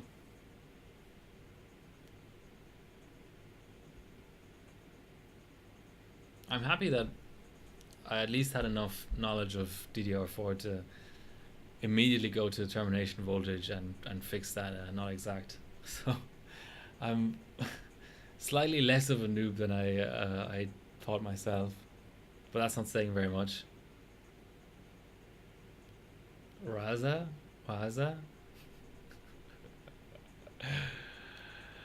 Eventually I'll sound Aussie. I always pick up the accents of places I live, so 620. That's slow. Man, slower than before. Okay, let's try and gauge where it all went wrong. The auto trained, yeah, the primaries are all the same. Maybe PCLK fluctuation. Oh, that's off screen for you guys.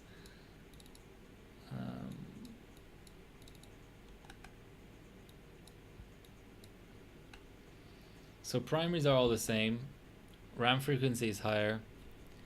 BCLK fluctuation is a factor, but the auto trained secondaries and tertiaries must be making the difference. Still worth saving though, just as a sort of a cautionary note. Damn, I should have done that bet. Would have won another $10. But the important thing is it's a pass. We're still messing around here. What we're looking for is passes.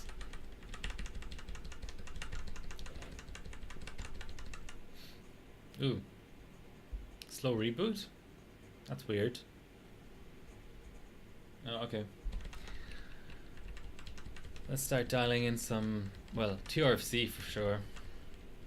Some other tertiaries. Gonna bake in the 1 volt termination in BIOS as well, so don't forget about it. Don't want any cheap, not exacting rounds.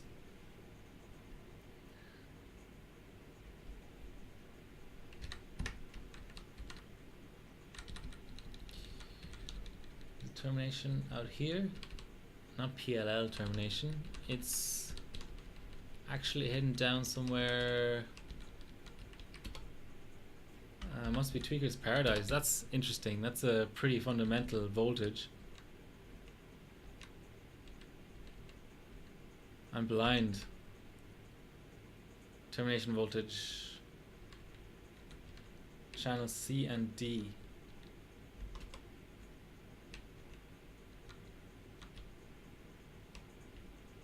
Okay.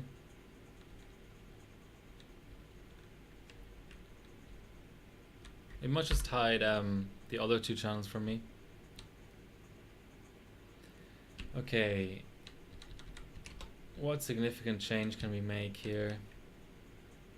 Let's try 24 RAS.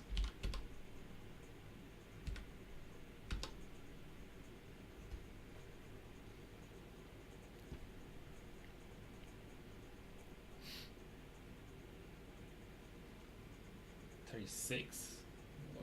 3E.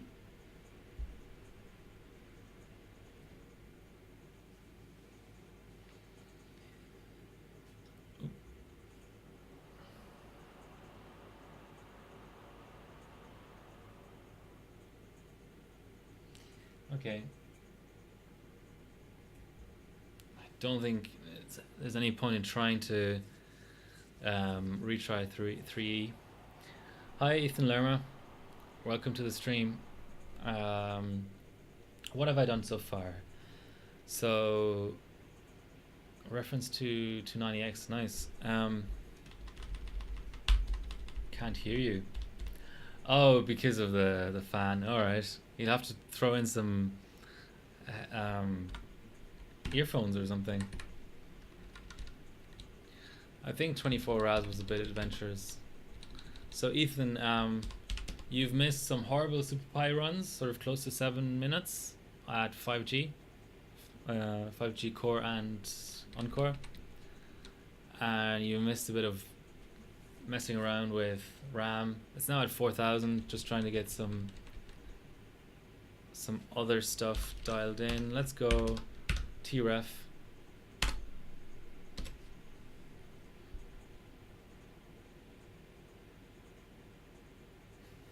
$290X reference is insane. What is it? It's like 5,000 RPM or something. Come on, don't give me a 78.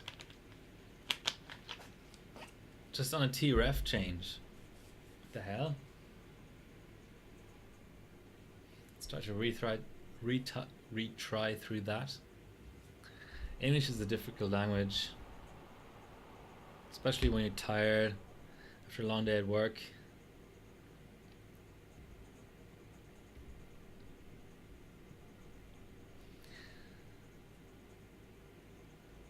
Okay, that was a relatively simple retry. I wish the bias showed you your timings better though. What time is its auto train for you?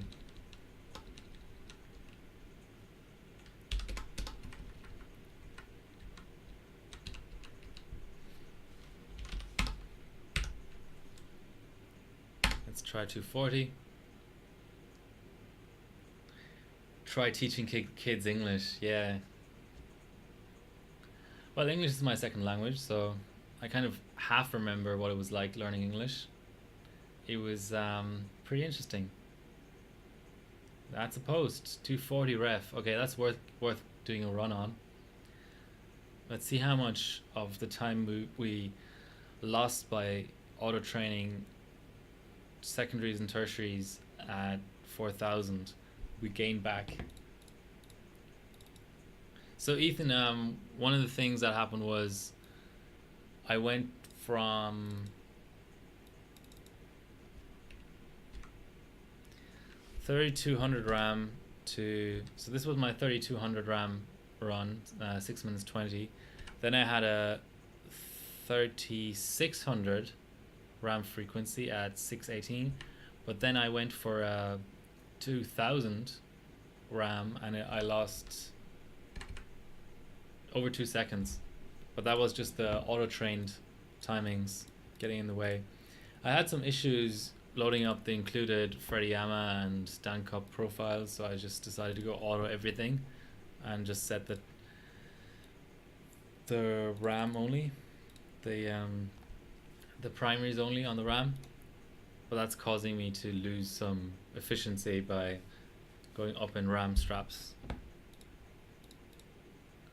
So 240 TRFC has trained properly. And Ethan, I also haven't core binned yet. I haven't gone to full-time, real-time mode yet. I haven't Explorer killed yet, and I haven't done Waza yet. 425 seems like a decent starting time, to be honest.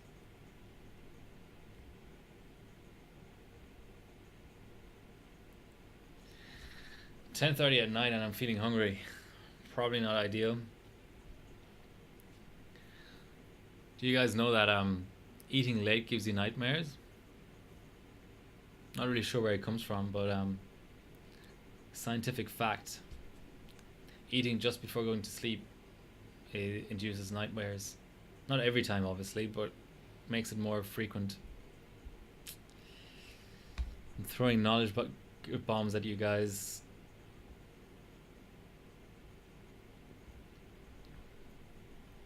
Oh, and I didn't check in Turbo V whether the VTT I set was the correct one, but it's kind of funny how the channels that you use for KVX, so on the Apex, on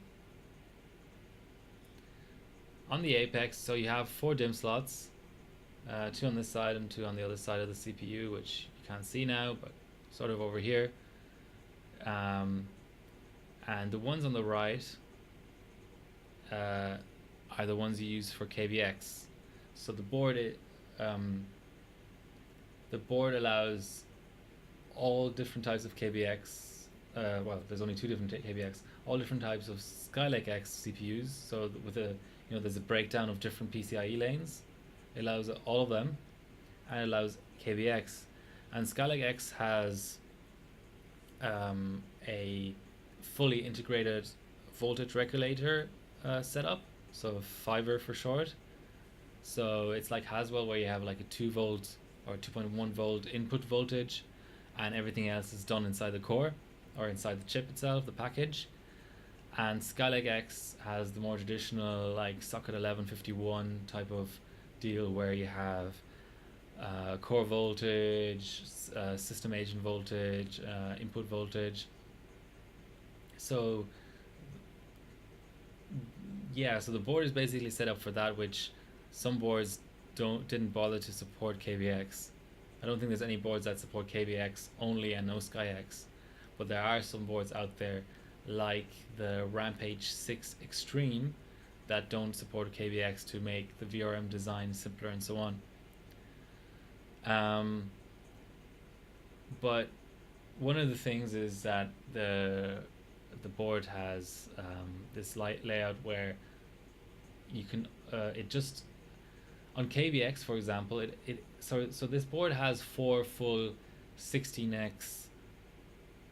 That might be wrong, but it has 2 16x slots and then 2 other slots, PCIe. I mean, 2 other slots that are 16x electrically or physically, but they're 8x in terms of how many lanes are connected. But on KBX, only 2 of the slots, so slot 1 and 3, are enabled, and 2 and 4 get hard disabled. So just to make whatever the PCIe lane routing and everything simpler. And it does something similar with the DIMM slots by fully disabling the other 2 DIMM slots. So it's not even the case. I don't think KBX you can even put in extra RAM if you want. I think if you wanted like 32 gigabytes of RAM, you'd have to get 16 gigabyte sticks on KBX, because the other 2 RAM slots are just completely disabled. So it's kind of funny how the BIOS hides the options for the other RAM slot. Like, that's nice to hide the options for the other 2 RAM channels that you don't have access to anyway on KBX, but then it labels the 2 channels that are remaining as channels C and D. So that's kind of weird. I would expect the 2 channels that are available on all architectures supported by that board to be called A and B, but that's just a nitpick, which I'm very good at. Oh, so we're running faster, so that's nice. Okay, that was a very long rant, but anyway, all I'm saying is basically, if I feel like I can't do DIMM slot binning with this chip, because there are only 2 DIMM slots, so I can swap around the RAM modules inside those 2 DIMM slots, but I can't just go like on Haswell E, for example, or X99 in general.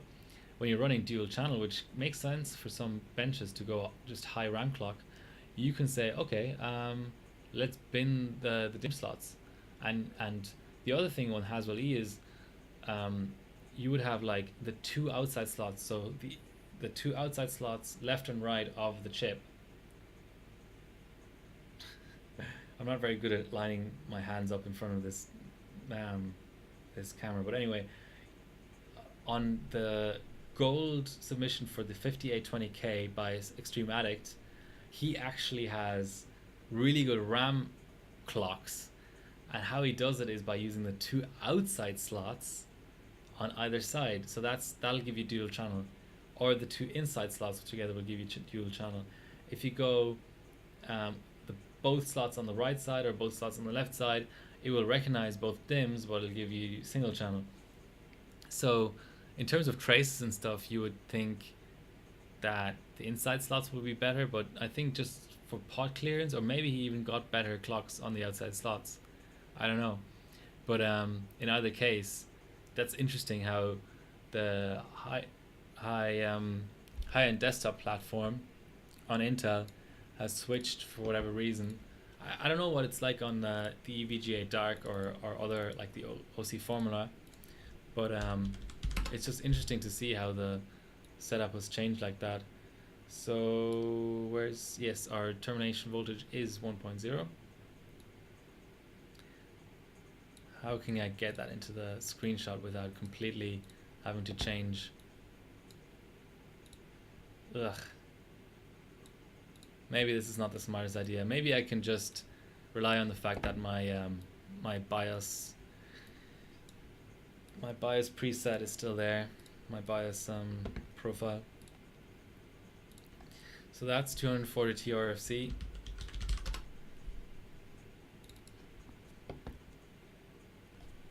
$19.1 or thereabouts, and I was at 18.4 before.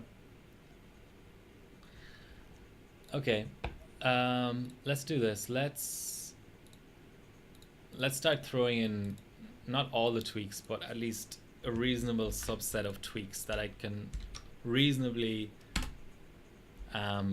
repeat on every run from now on without getting completely pissed off.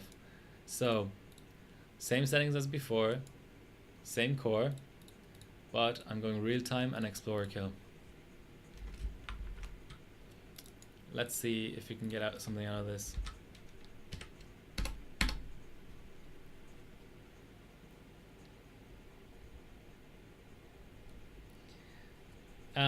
Ethan, hopefully the stream title is updated, but yeah, no LN2 today. Sorry to disappoint you.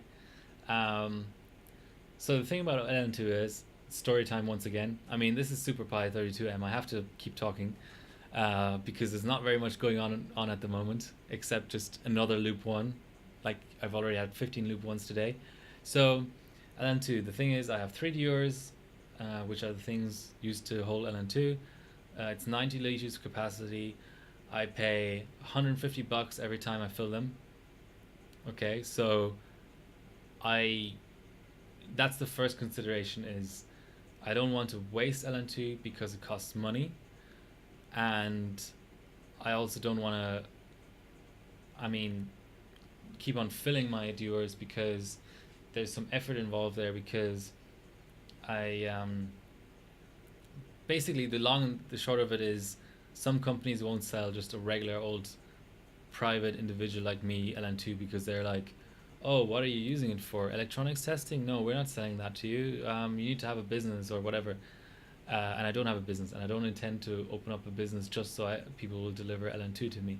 But I work with a company that will sell to me. The only thing is, their delivery van comes to my city in between like 3 a.m. and 8 a.m. or something. Use your Australian business number. Okay, maybe we can talk after the stream. But yeah, anyway, it means so I recently moved, and my new apartment is better in the sense that previously I was overclocking my kitchen. Now I have a spare room just for overclocking, so it's amazing.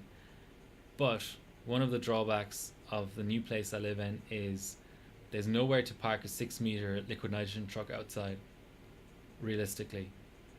Oh, damn.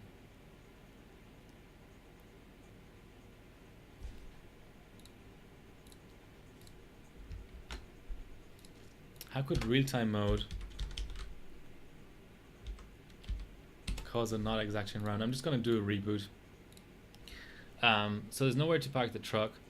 So that means I end up having to drive out to the place, to the business, to pick up the liquid nitrogen myself. And that's the other thing. A lot of places won't sell to you if you're picking it up yourself because you need to drive with your windows down because, like I was explaining earlier in the stream, when the liquid nitrogen evaporates and displaces the oxygen in the atmosphere of whatever room or vehicle you're in, eventually you just go to sleep and never wake up, and that's what I want to avoid.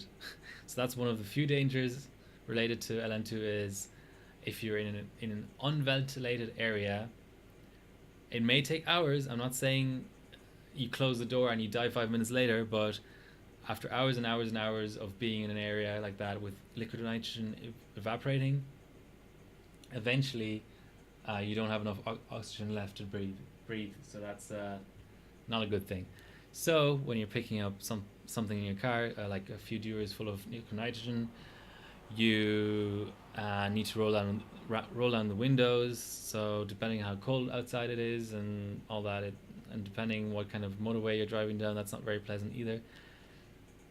So the gist of that entire story was, even though I like to overclock on liquid nitrogen, I can't do it as often as I might like, basically, because of financial and time constraints and just pure practicality. So right now my dewars are empty. Last night's stream was the last stream with the last bit of liquid nitrogen I had left from that delivery. And I'll put LN2 in the stream title whenever I am actually overclocking on LN2. So today it's just on air on this Hyper 212 Evo, but I'm efficiency testing, so I'm setting my core frequency to 5 gigahertz and my cache frequency or uncore frequency to 5 gigahertz, and then varying everything around it to get more and more efficient at Super Pi 32M. So hopefully that's not too boring for you.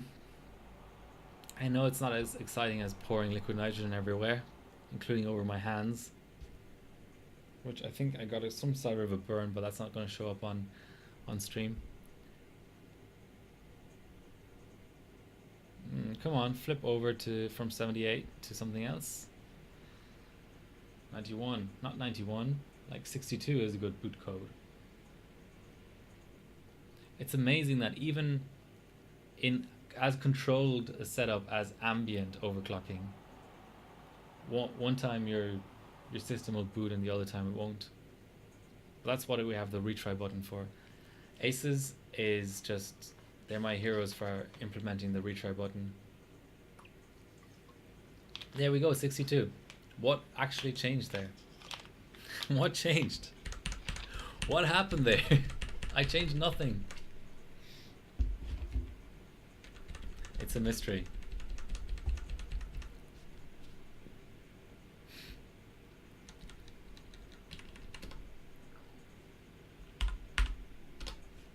Yeah, I wanted to boot all the way through to rerun with tweaks because I got an interesting not exacting round.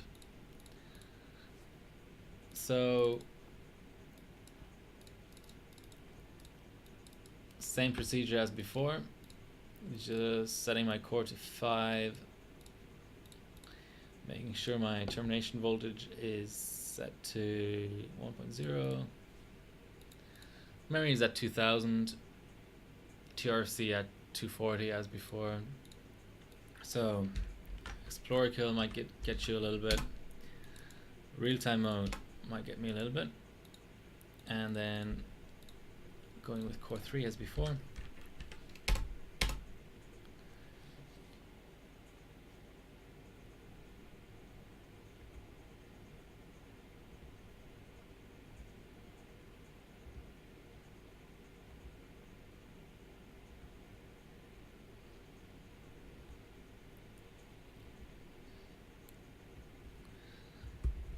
So anytime you feel anybody on chat feels like talking about their recent overclocking, I am really interested. Overclocking by proxy or hearing about other people's overclocking results is almost as interesting as me overclocking myself, to me, which is a little bit weird, I suppose. But okay, so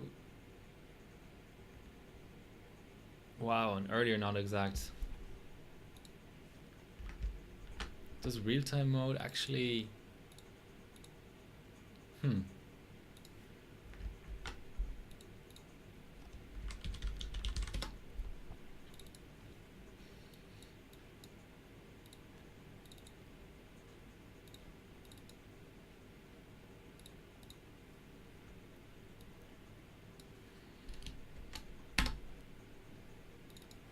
that can sometimes screw up your run if there's something left over from a previous run. Just gonna make sure that wasn't the cause.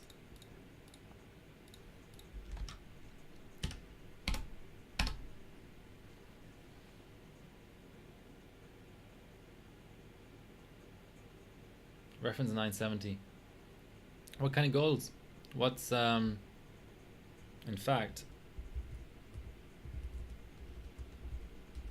hopefully this doesn't drop frames on my stream, but let's go look at the 970. I have no idea whether it's a car that gets benched a lot. So Aqua would be probably bull shooter. He's on cold, so you can't touch him. Let's see. So my loop 2 is up, so that's good. You can probably get GFX goals. Geekbench 4 compute. Maybe. That's a bench that should be benched more often. Stock. Loop 4 is up. That's good. Ooh, that's an ugly rig pick. What about Unigine? What about GPU Pi 32M, 32B? Oh, Alibaba is single stage and cascade guy.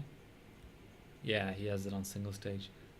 You just have air, right, Ethan? Loop 6 is up. Okay, I just needed to clear up my previous stuff. I'd be interested to see what time spam is. Like Italians, they usually are on Asanic. Yeah, I don't think he runs LN2. Yeah, water. Oh, LN2 on the card though. Okay, never mind. Um, hmm. What's a good target for you?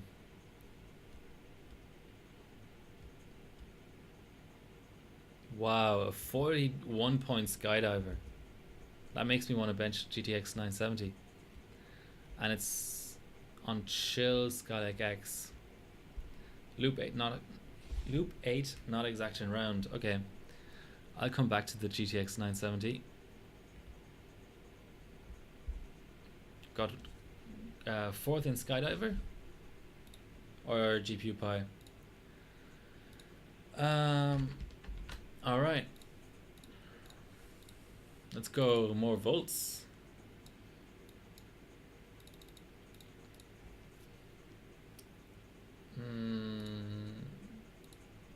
Let's go a hair more termination voltage.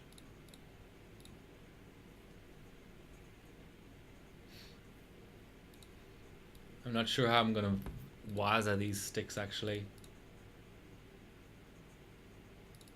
They're already being as bitchy as they are.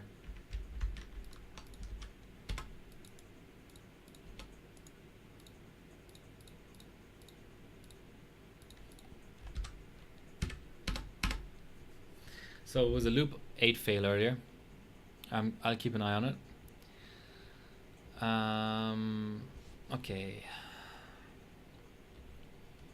What would be a good target for an ambient clocker? What do you have in terms of CPU? Yeah.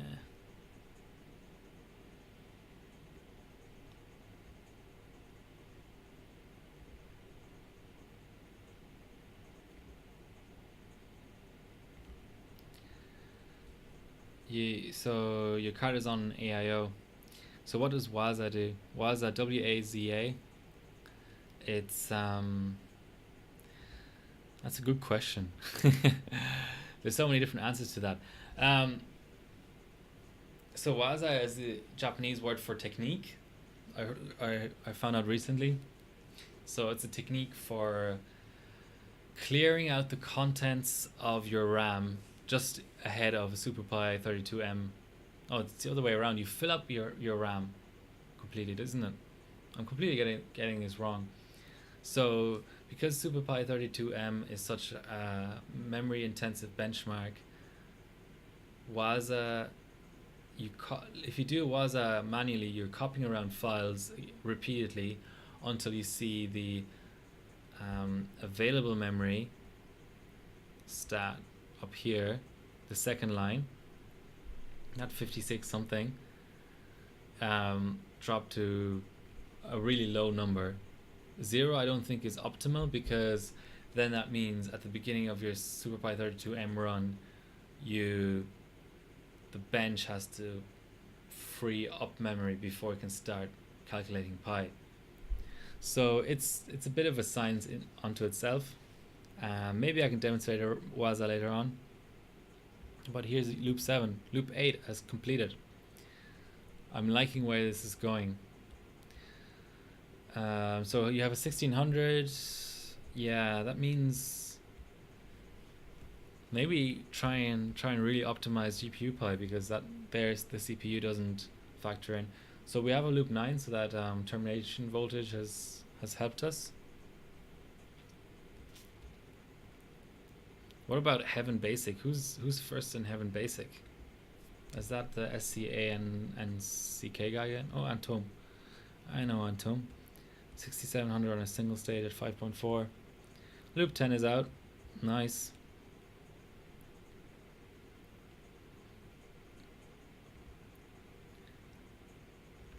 Getting it in 8600K. I mean, as a casual bencher and all that, how come you want an 8600K? Are you just a gamer or something? For me, Ryzen is best for everything, you know. But maybe I'm a bit biased. Loop 12, we didn't miss very much. Maybe like this might be a 6 minutes 10 kind of pace. I'm not very good at predicting paces of SuperPi runs though, I have to admit.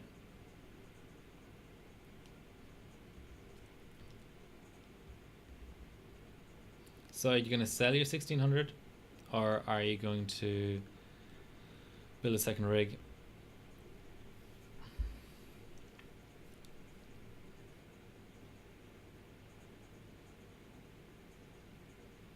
Hey Ground, what's up? Hi Truth, glad you could join the stream. So this is my internet quality. I've dropped 7,800 frames over the course of how many hours? 2.5 hours. That's not so bad, I suppose.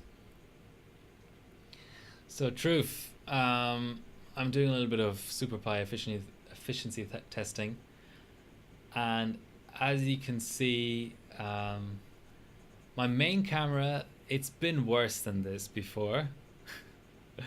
So it's got a bit of an 80s like CRT look going on at the moment, but it's been sort of worse than this before. But your capture card will come in handy, definitely. This design is too Billzoid. I haven't been inspired by Billzoid. I mean, I've got my rig cam over here. I've got like a cam here because I'm using a laptop for streaming, so may as well have a face cam. And I've got my main cam. That's just because I don't think you can do with less cams than that. I know a lot of game streamers who do no face cam, and then the issue is that they become known as the person who has no face cam, which is fine, but that means you're committing yourself to streaming forever and ever and ever with no face cam. And then I know some gaming streamers that have done face reveals, and it's kind of turned me off them, you know. It's kind of like you build up an image of what a person looks like in your head based on their you know, on their voice basically, and then you're always going to be disappointed because it's like listening to a radio show for, okay, I'm dating myself here, but it's like listening to a radio show for 20 years and then you see a picture of the host and you go, oh, that's what that person looks like. So yeah, I decided to have a face cam from the beginning. I might shrink it once I have a capture cam. I'll potentially have 3 cams plus the capture, so then I'll have to shrink the face cam, but I just wanted to have a face cam from the beginning. A loop 24 not exacting round, well, that's amazing. I love it. I absolutely love it. This is what I OC for. Just gonna call that capture loop 24 fail. No, okay, I keep forgetting that XP has the extensions in it. File extensions, fail, okay. That was on a good pace though, so that was, let's compare it to our best run. Our best run was a 6, oops. That was a 6:05.484, loop 23, or 24. Yeah. So that was a good 3.5 seconds faster. Okay, since it was such a late fail, I'm gonna bump up termination just like the slightest bit. Not even a quarter of a, like I just bumped it up 1/8 of a 1/10 of a volt, if that makes sense. Anyway, let's rerun. Make sure we clear out this.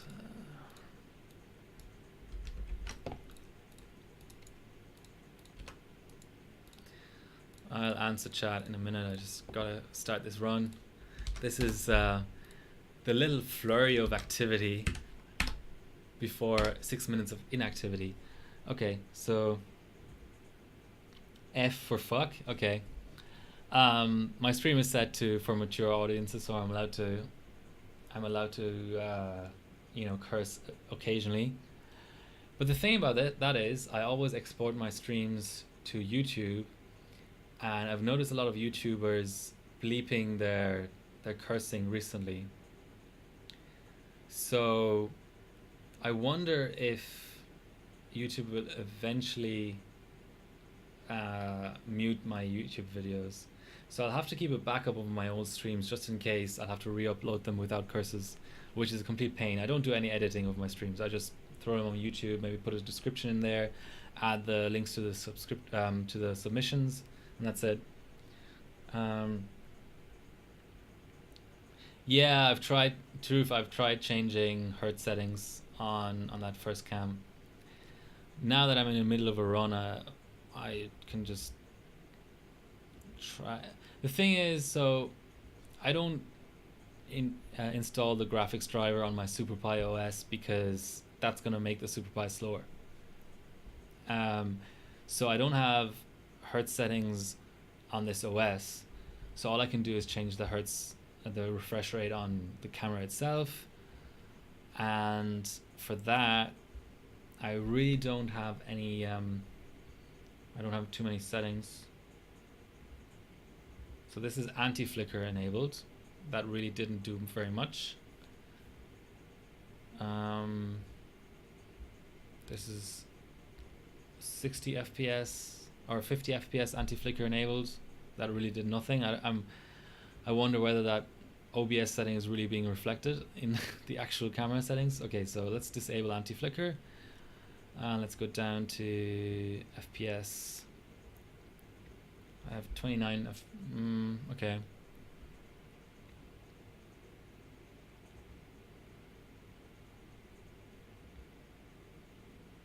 I have time to mess around with this again.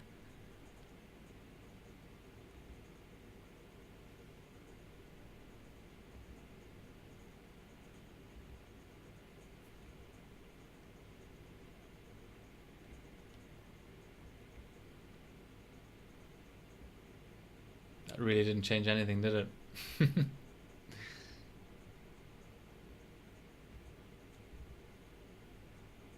Maybe slightly, I don't know. Tell me if it made anything better.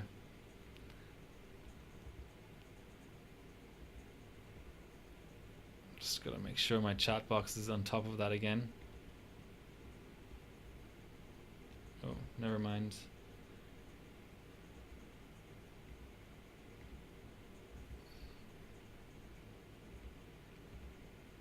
Okay, that's alright.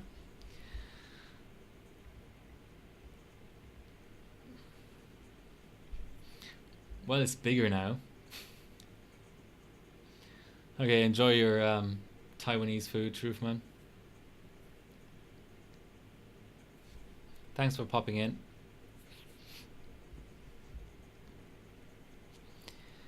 Alright, no loop 24 fail now, please.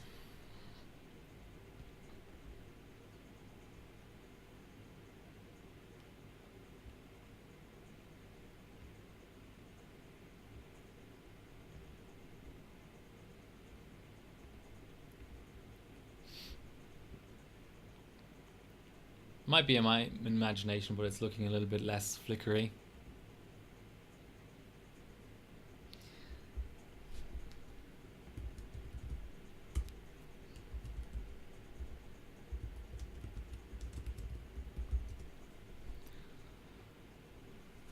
This is gonna be fast if it finishes. Gotta open up memTweakit as well and check what settings I can definitely lower. Hey Ground, I mean, it's SuperPi. It's a classic bench. It's like, I don't know what to compare to. You know, think of your favorite sport if you have a favorite sport, and the aspect of that sport that is the least exciting to a casual viewer, but it's also important to the sport. I don't know, like free kicks in soccer from really far away where it's never going to go anywhere, maybe something like that, and apply it to benching. So SuperPi is essential to benching. It's one of the oldest benches. It's got a rich history. But yes, if you look at it from a purely sort of casual viewer's perspective, then clearly it's not as exciting as 3D is. But at least you can bench this on any system. You can give yourself a 4 gigahertz challenge, a 5 gigahertz challenge. So it's got a lot of positive to it. And anything that gets me back into Windows XP and nostalgic about that can't be a bad thing. 8600K for Heaven and the old benches. Retiring a Ryzen. Okay. Is this even faster? So I think we had a 601 loop 24. Okay. That got worse.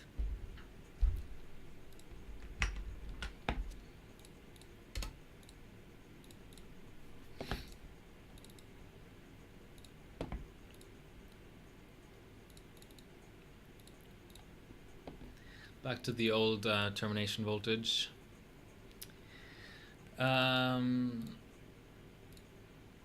Let's go like 1.97 DRAM voltage.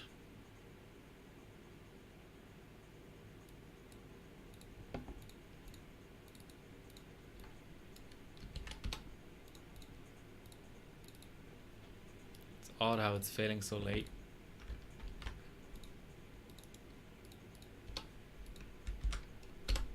But this is the sort of thing I don't want to do on LN2, so it's good to get it out of the system now.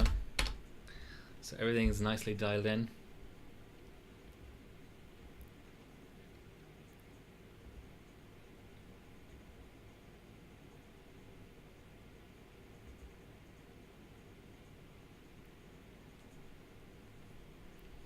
That's a good initial, actually.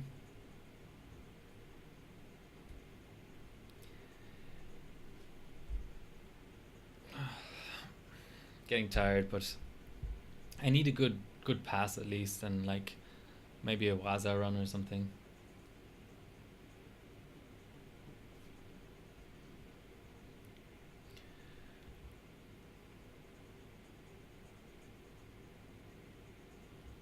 Still on 40 followers. I'd like to see somebody follow tonight.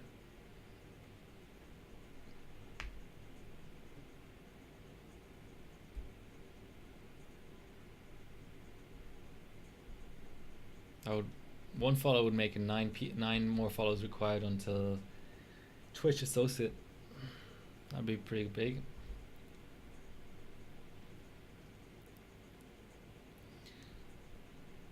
Maybe my mission for tonight can be converting ground to the SuperPi lovers section.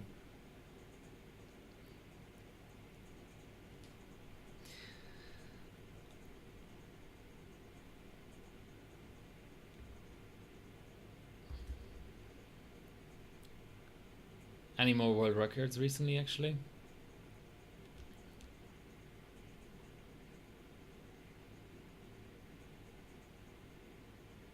Oh, 2 different people have benched.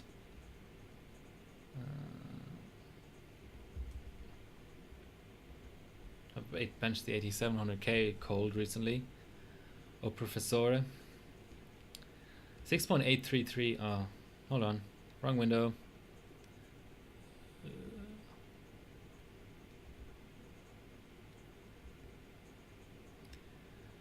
Window management in Windows isn't great.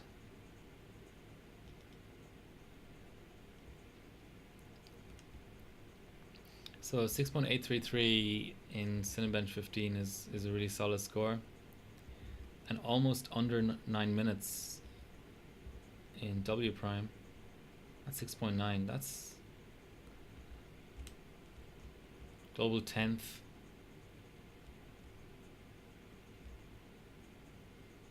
6.9, so what's first? Obviously Splave. 7 flat. Okay. W prime is quite a hot bench. He must be running that on a modified pod or direct die or something. I wouldn't have thought that any chip in the world could run W prime 1024M at 7G. An 18th here, nice. Oh, Geekbench 4 single at 7.1131. He beat me, I think. Better RAM probably. We got loop 14. So well, you can just about see me. I'm 13th. So I should have roughly the same RAM clocks, but my OS isn't as efficient and my memory is off. Or core clocks rather. Oh, I am actually off by, yeah, okay. No, my efficiency is alright. Loop 15. How about team submissions? Oh, here we go. Ethan, GPU Pi 1B. Solid, 30 points.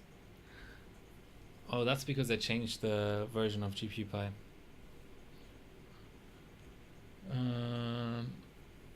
Make with the 03 sub. That's strong.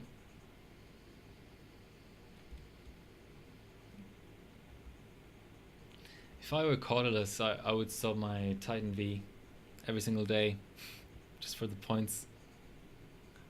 He has a $3,000 video card. That's pretty impressive.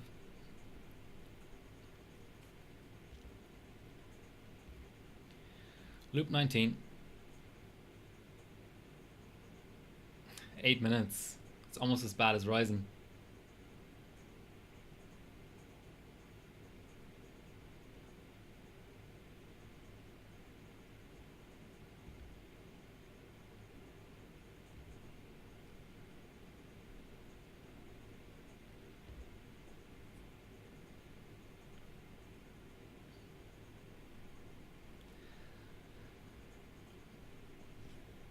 I believe in these sticks. They're gonna finish this run. Hopefully. Maybe I should WAS after this. It is getting kind of late.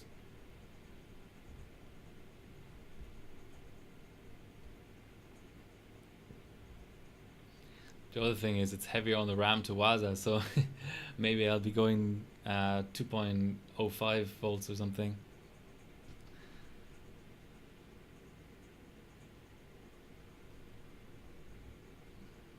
This is the sort of thing where maybe attaching a water block to the RAM would actually help. You can feel a bit of heat coming out of there. A 614, that's another personal best.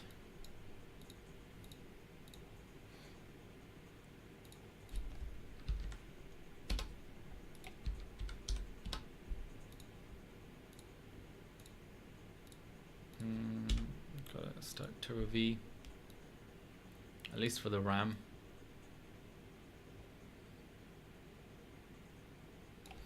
Okay, I'm just gonna up-res just for this.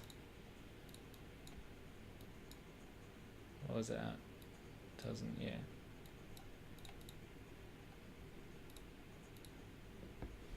Sorry about that, but I just need Turbo V in the screenshot.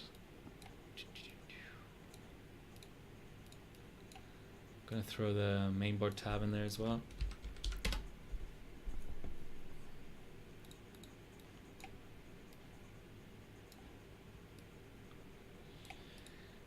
Okay, 614.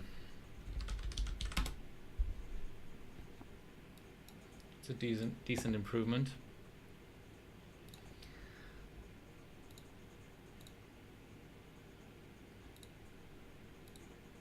Okay, I should have my mem tweak it in here. My little box of tools. No, I already had a shortcut. Let's add that as well.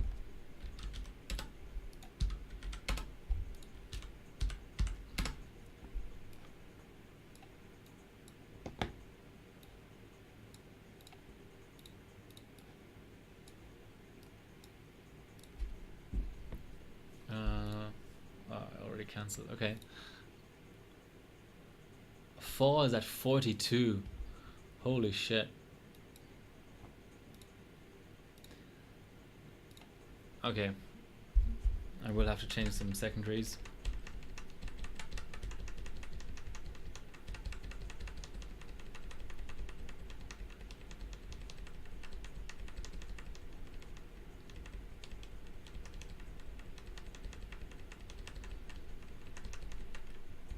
No. Maybe I should set 1.98 in the BIOS and the 1.05 termination voltage.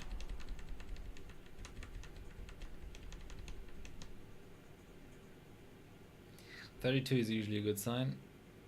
Any kind of slight hang on 32 means that we will get a 78, but it will go through 78 rather than a hang. Okay, let's just tune T4.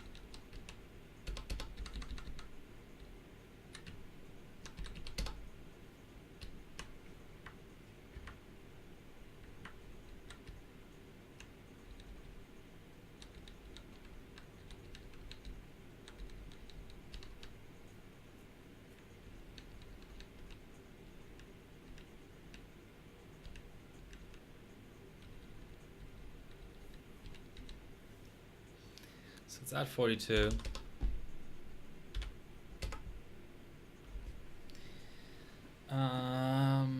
Let's drop it down to 21 to begin.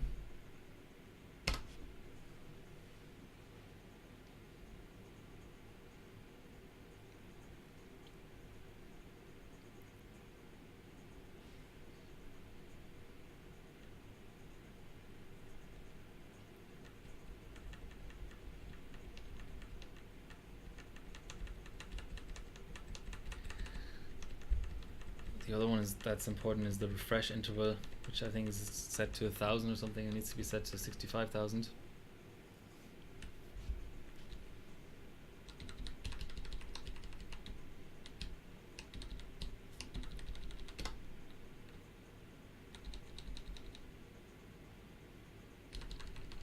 Oh, it's 13,000. Yeah, that's what we need, 65,000.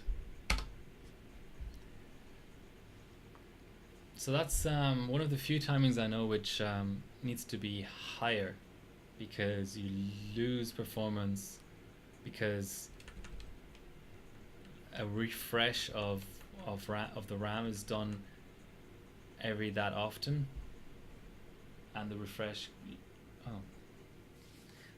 loses you performance, so you want it to happen as infrequently as possible.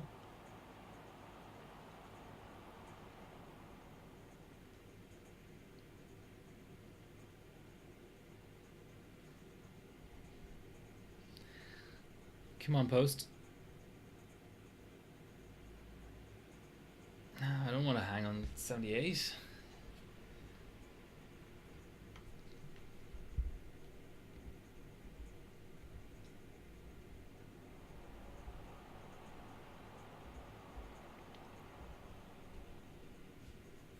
Maybe a power cycle will help.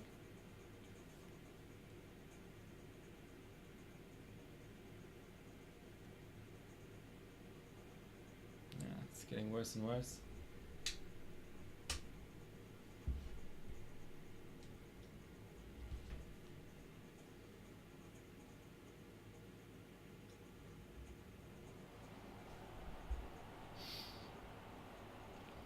Yeah, I definitely don't have the best RAM in the world.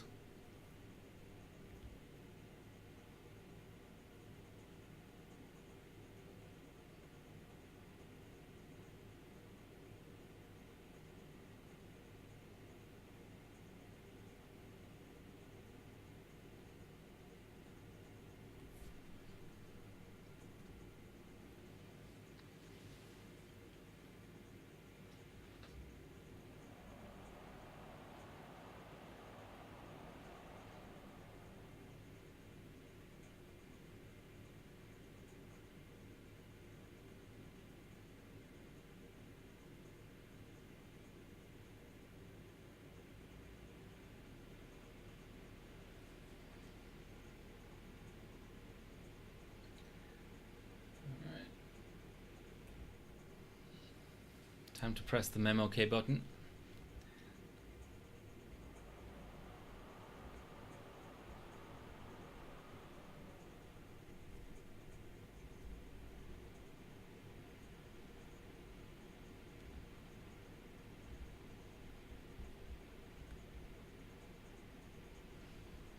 Hey, George Storm. You arrive at the right time. I was just about to give up. No. But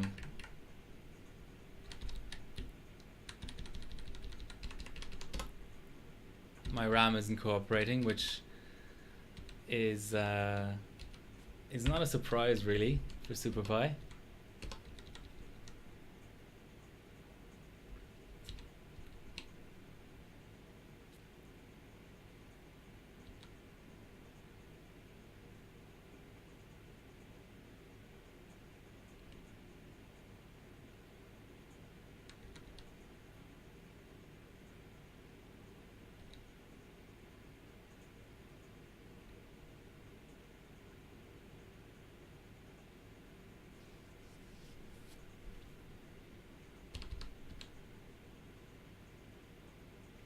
Okay, let's try Dan Cup's XTU and see what that sets. Need 240 here, otherwise we won't get anywhere. Need 12 here. Maybe all I need is Maximus Tweak Mode 2. Let's slow that up.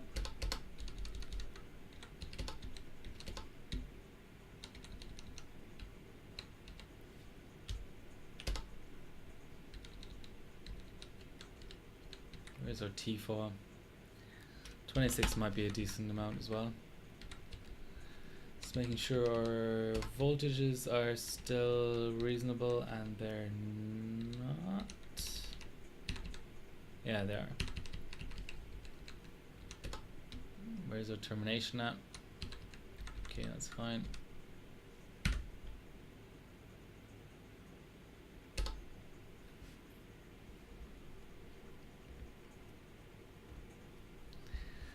Got any LN2 in your viewers, George Strom? Doing any legacy 3D benching?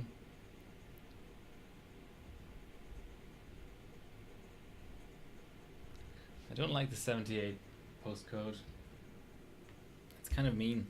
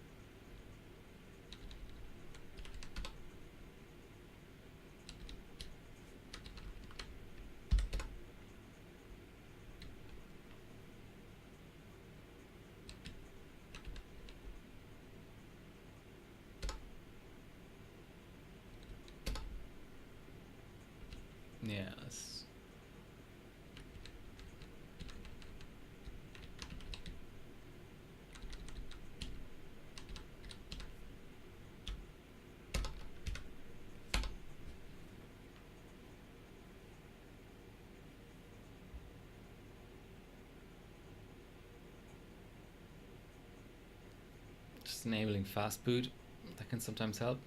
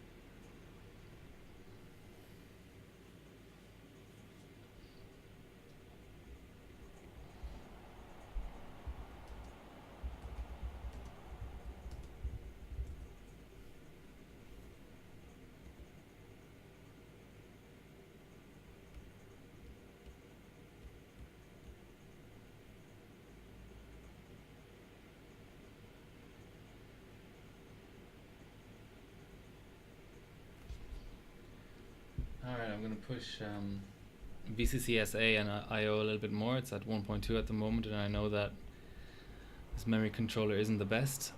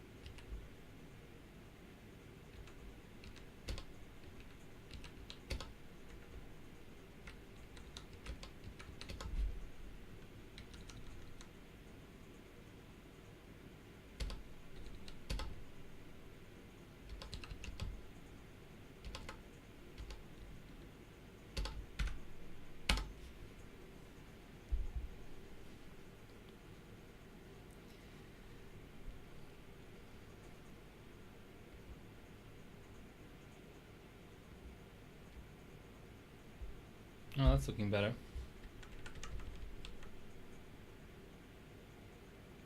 Or it seemed to.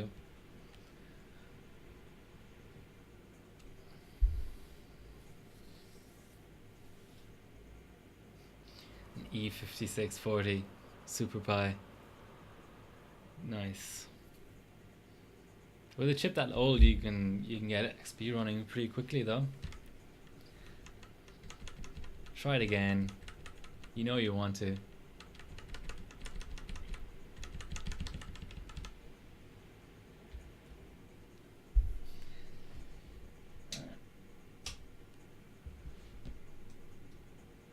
Sometimes the power cycle can help, so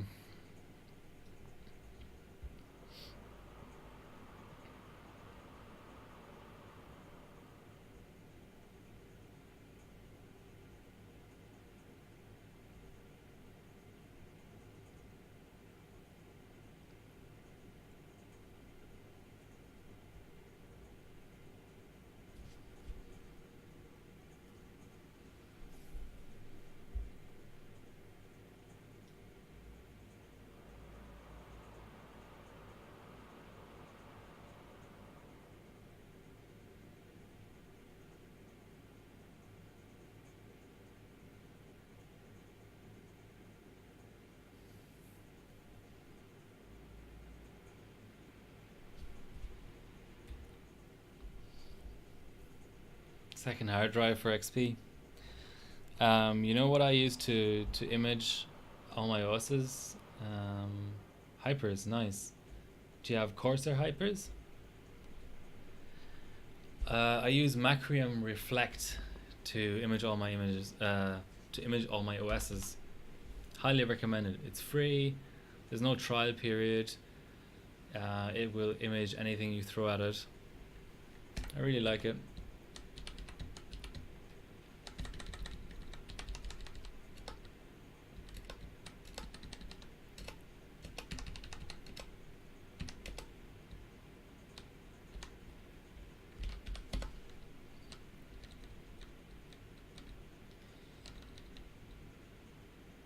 Okay, I'm trying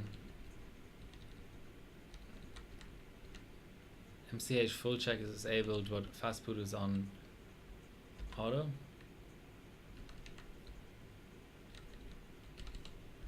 1.998. Let's try auto IO and SA and make sure that our termination is still correct. Yes, it is.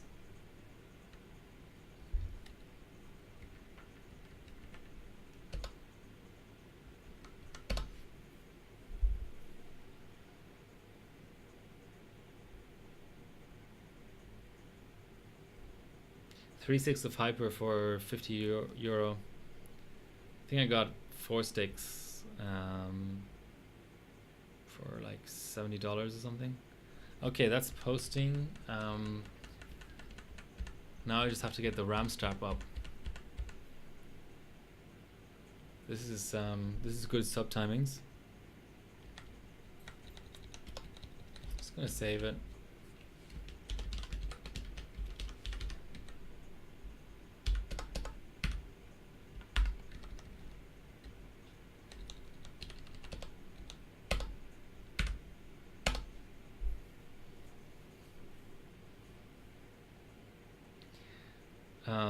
So our hyper's good on socket 775. I suppose they're the lowest good IC for DDR3, so makes sense. 78 again.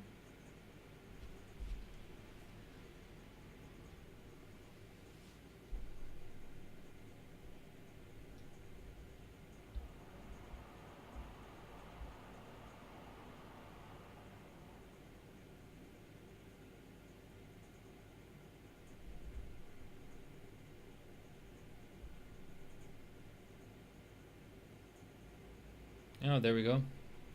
That's good. Let's see if we can pass SuperPi with this. 686 at 2000. That's decent for PSC. 8 middle timing is good.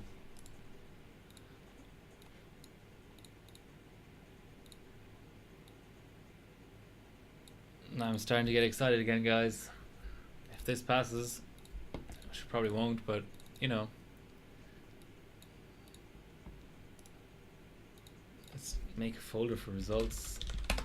Just so many of them. Oh, and Georgia, I don't have USB working. I get my files off of that by... Where's my little adapter? I have a SATA adapter. Oh, here we go.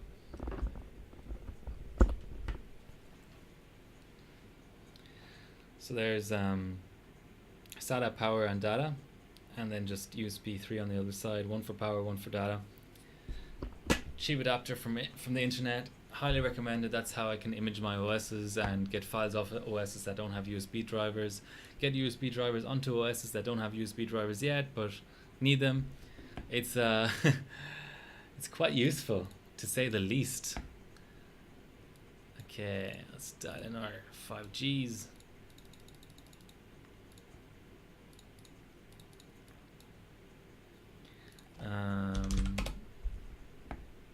Just looking at mem tweak it. Yeah, those, we've got a 65,000 refresh, which is really important.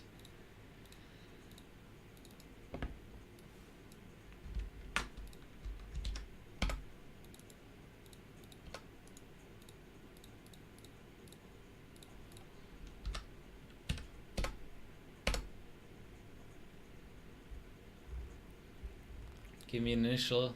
There we go. Okay, I'll answer chat in a minute. I just need to get something to eat, which I'm going to eat on stream because that's what I do.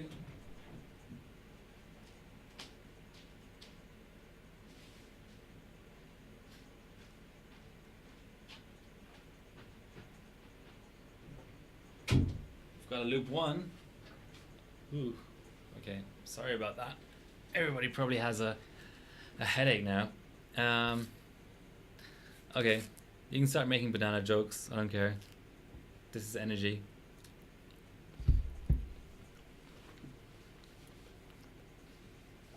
Exciting stuff. I didn't expect the RAM to be this stable. Thanks Fred Yama for that profile. Okay, so oh, is my chat box buried or something?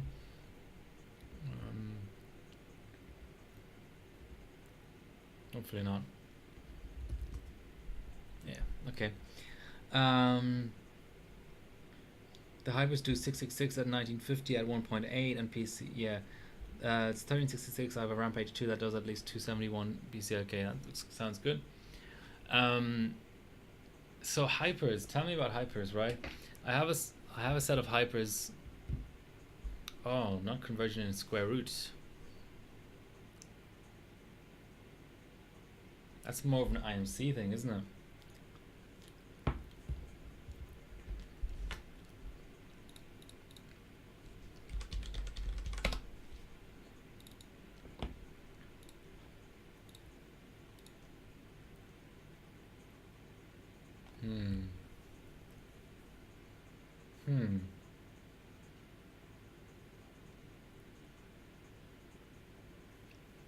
Not conversion in square root.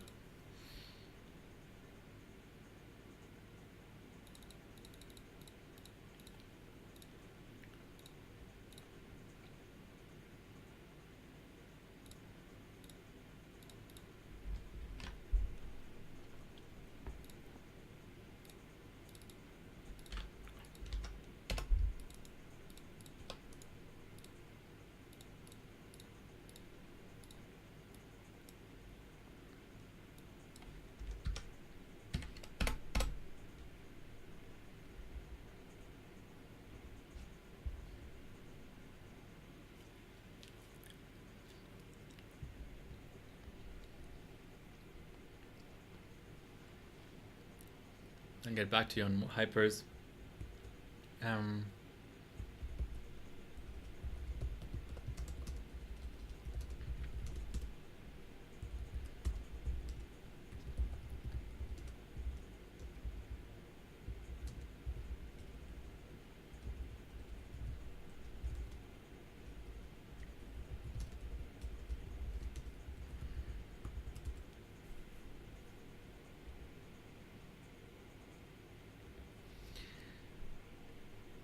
Hi, Palazin.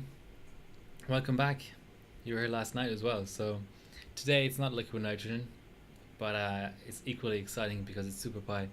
Okay, ground. So hypers. So on ambient, PSC scales to like 1.9 volts. Samsung scale to like 2.3, 2.4, but then it gets a little bit dicey. But how far do hypers scale? I have a feeling that they don't scale as high as Samsung, but they scale more than PSC. I think they go 2 volts, right?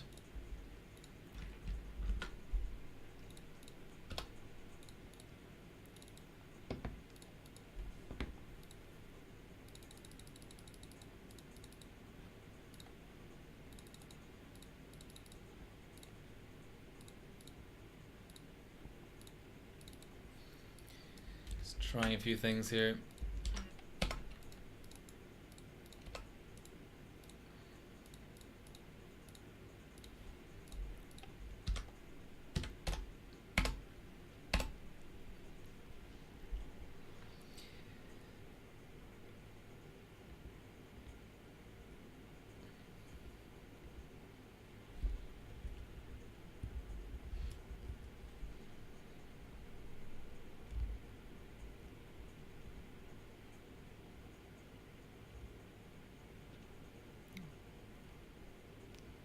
Load, please.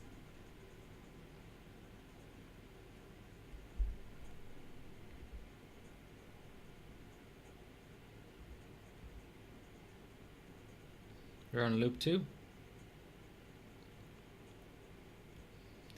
Okay, if people don't know this thread, this is the best DDR3 thread ever by Tapak. I hope I'm pronouncing his name right. He's kind of a legend.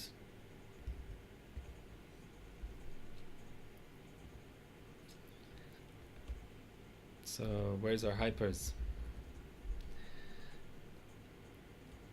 So hypers scale up to 2 volts. What I said. Okay. Never used them, but somehow I remember 2 volts.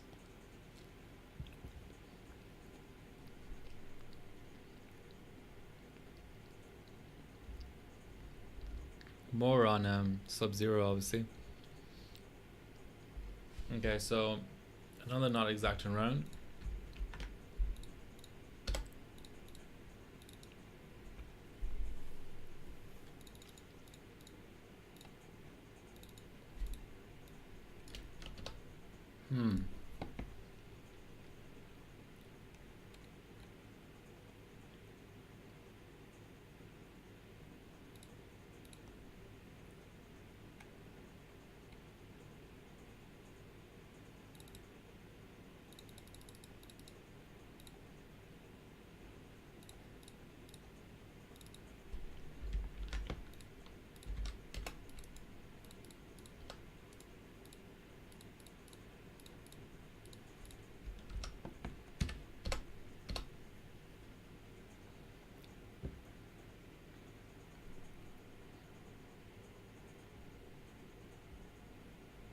Can you modify the real-time memory clock?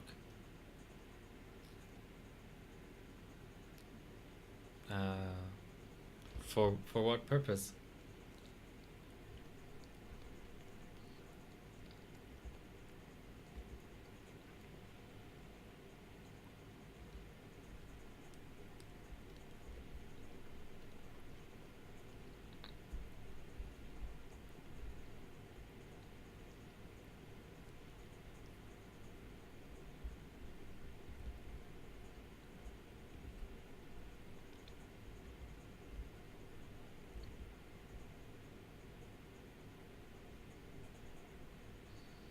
Tweaker's Paradise real-time memory clock. I'm not aware of this option. I don't think anybody uses it for anything useful. What did I change? Why am I passing loop 4? I upped the termination voltage. Interesting. So earlier termination voltage didn't help me, and now it's still only loop 5. Maybe there's a little bit of variability there.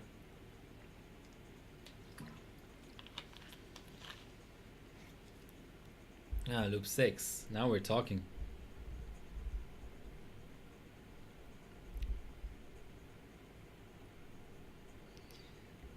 Okay, let me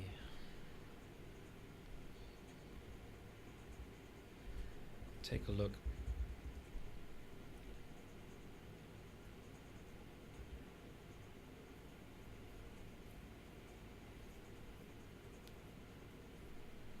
Loop 8, a 2-minute loop 8.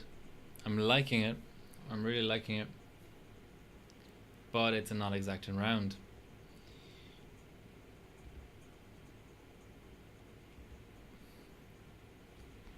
Okay. That's not ideal.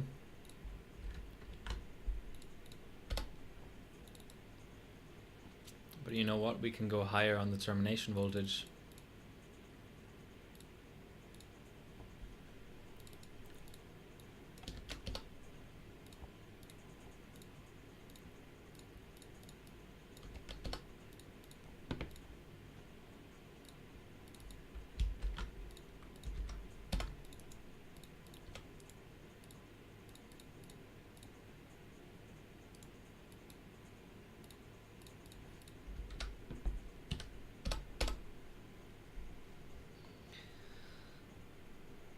Okay, back to what I was doing.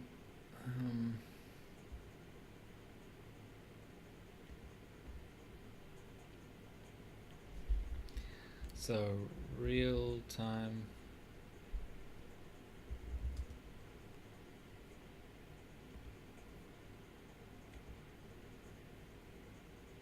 Oh, earlier not exacting round.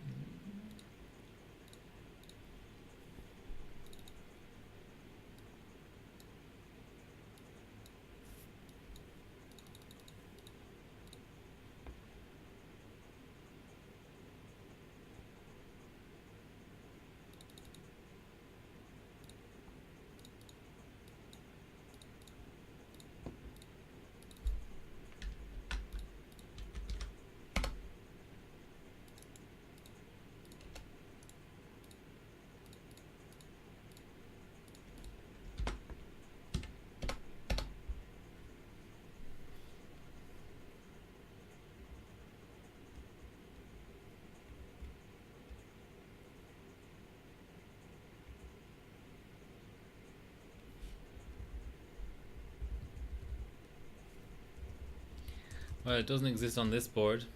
Sorry, Palazin. I'm not aware of this option, and neither is the manual, at least on this board.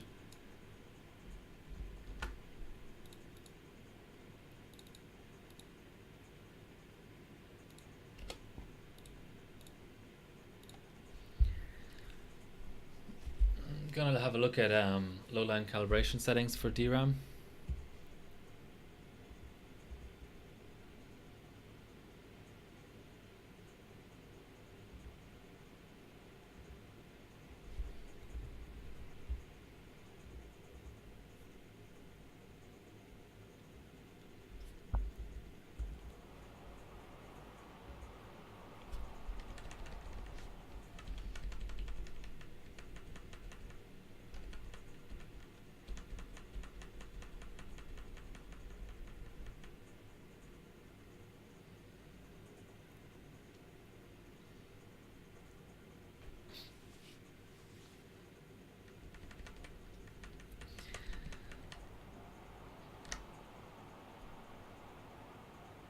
Actually, I'm going to drop down to 3866 at those timings and then try for a Waza.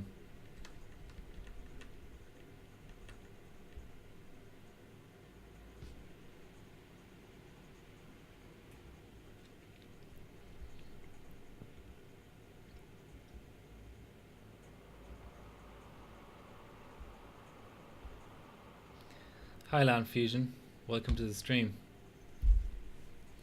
Please press that follow button, it really means a lot to me. I'm very close to my follower goal, which gives me access to emotes and subscribers and stuff, which I currently don't have because I'm not Twitch affiliate yet.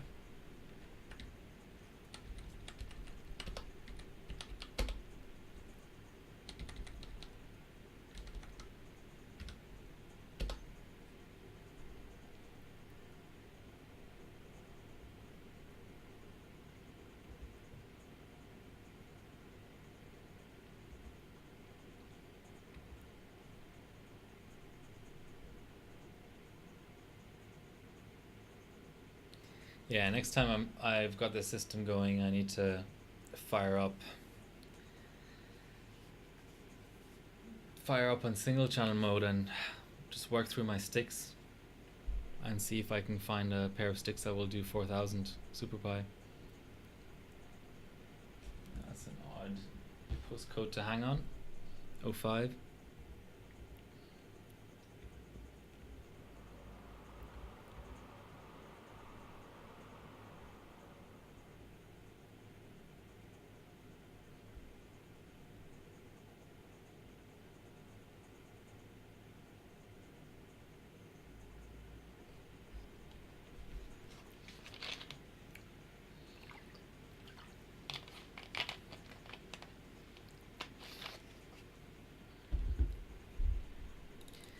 Let's do a run with all the bells and whistles, and then a Wazat run.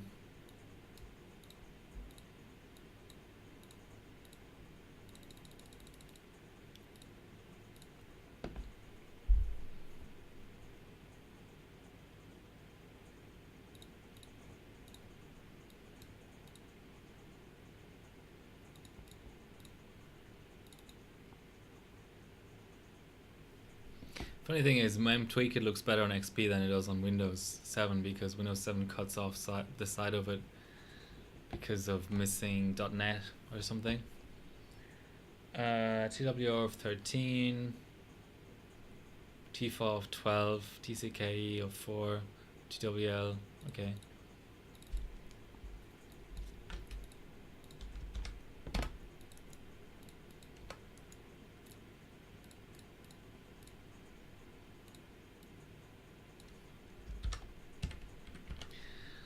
Let's add this tweak actually. So 78, 79. Can we go lower than 78?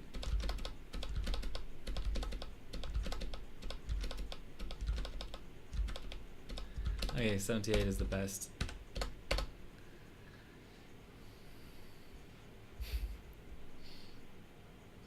$4.188. That's nice. I can live with that.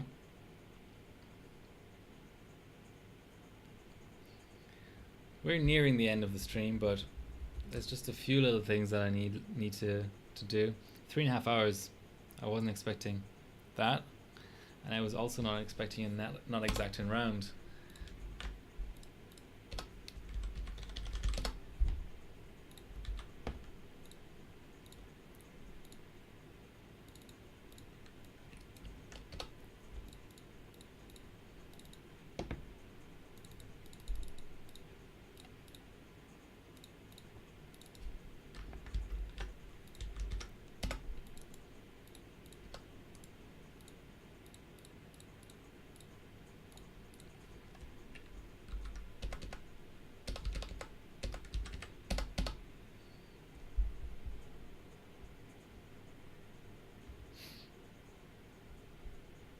For 156, it's really good.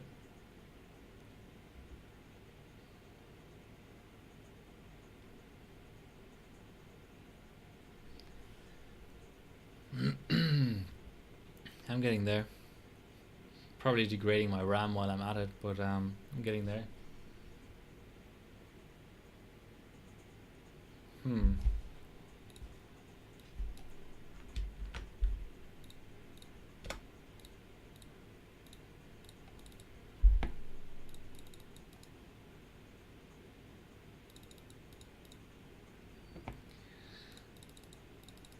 Let's raise the termination voltage.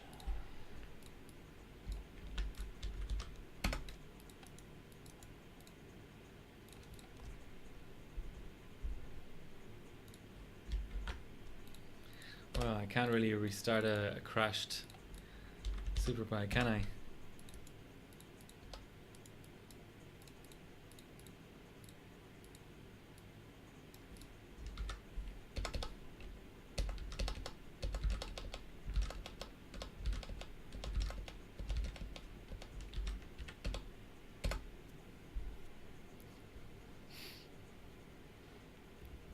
Ten live streams. That's wasn't sure I was going to make it to 10 live streams.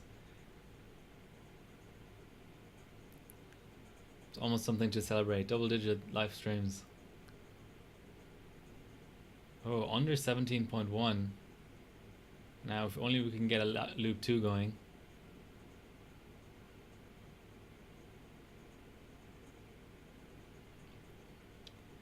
Oh, there we go. Okay, higher termination was good, but not that good.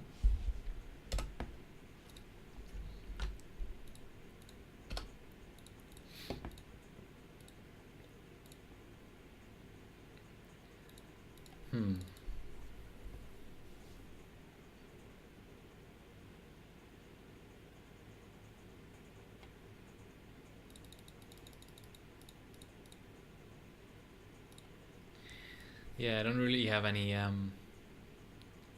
play left here.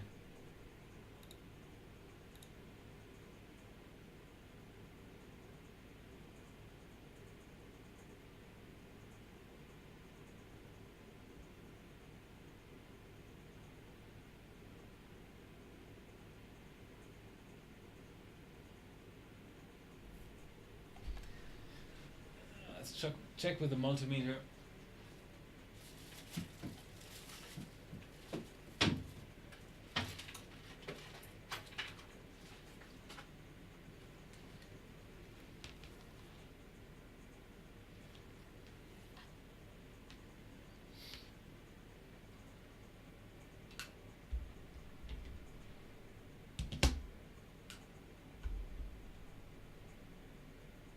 See that?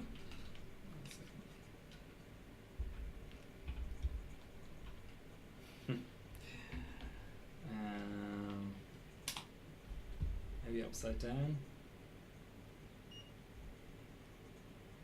It kind of works, doesn't it?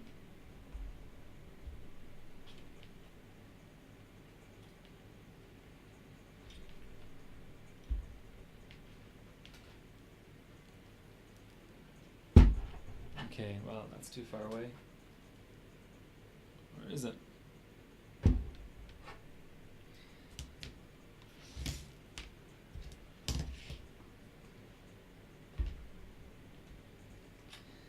Why do these things have to be so big?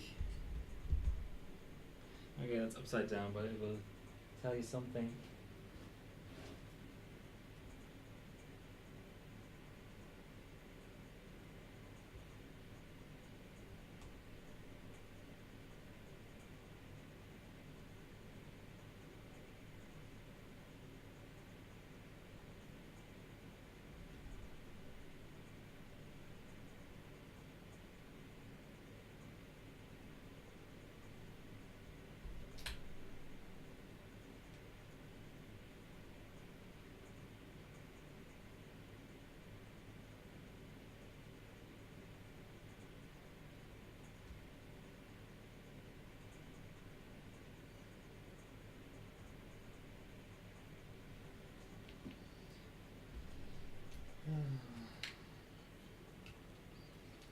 It's too hard to get in there with a multimeter.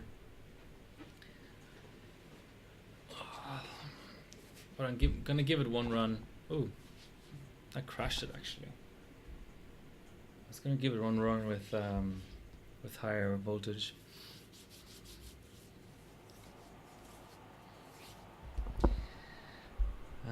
But I think that's gonna do it for tonight. Gotta work tomorrow, so. But 6 minutes 14 is gonna be it for tonight in terms of efficiency. That's all right.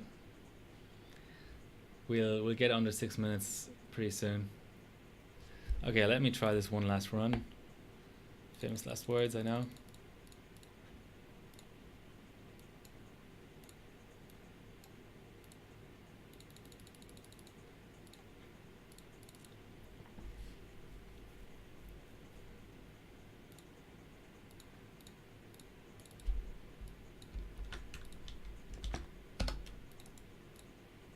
Superbuy is just addictive, I have to say.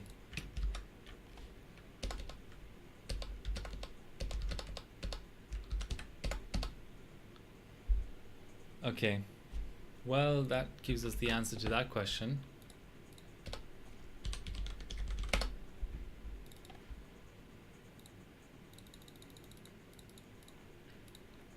How about 2 volts flat?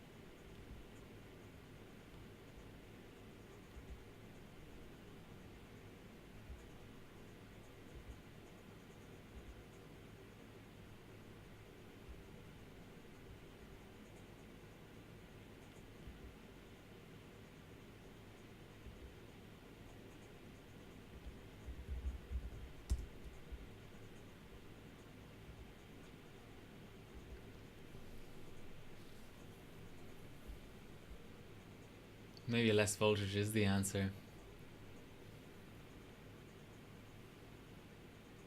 I think we crashed at loop 6. That was our best attempt with these timings.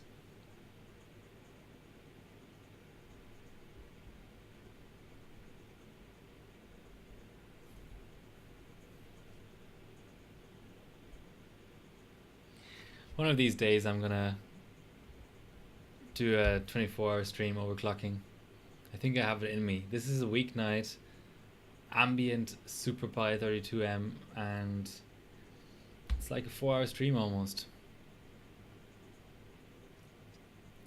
Come on, you can do it.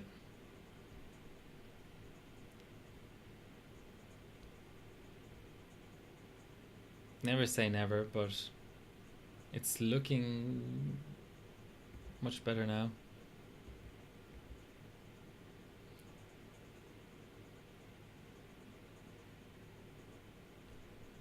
Give me loop 7. Come on. Yes. Success. Amazing.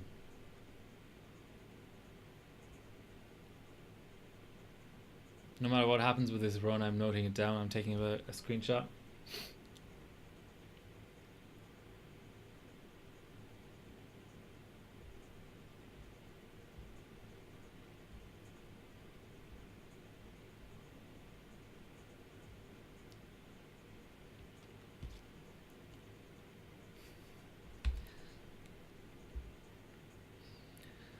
Maybe I've come through the SP32M trough.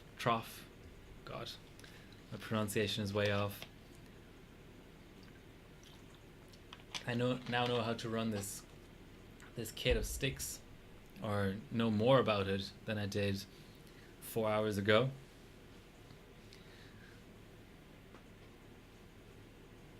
Then again, I've had a loop 24 fail, so you know, let's be cautious here.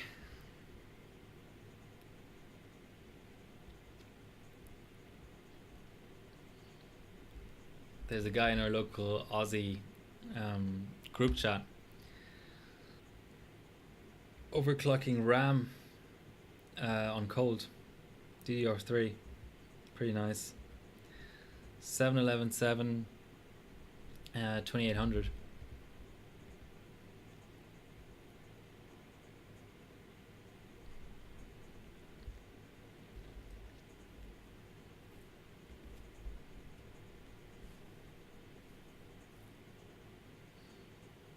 What if this is just the exact combination of DDR voltages I need?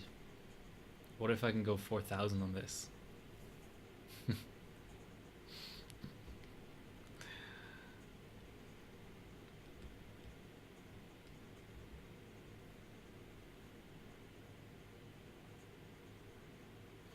never dawned on me to try 2 volts flat. I just assumed it would have a similar effect to 1.98.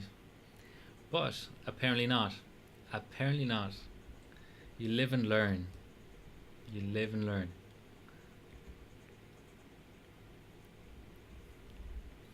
I'm impressed.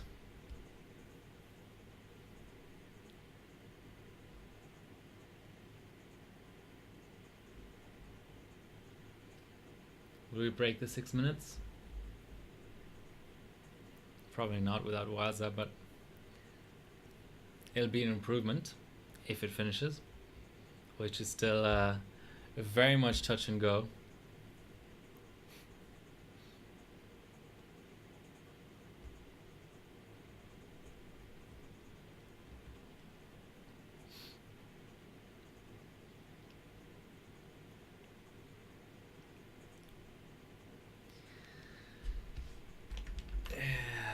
It was not to be.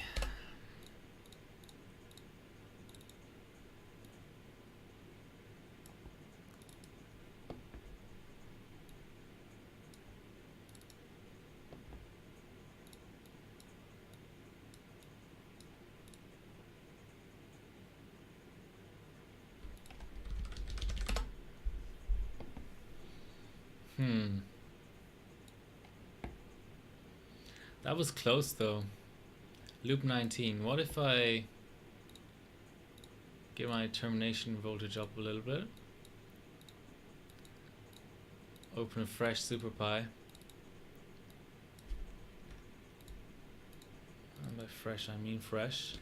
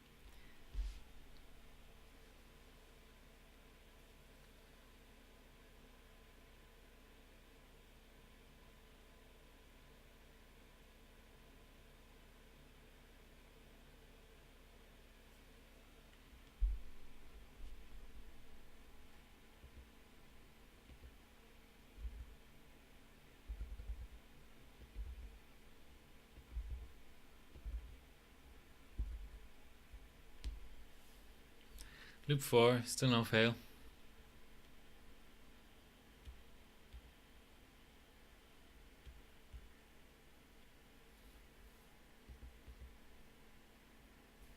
Loop 5 is out, that's good.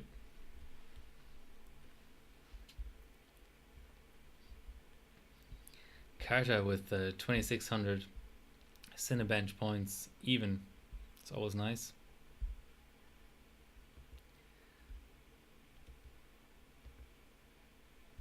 I want to sub on in Division 4.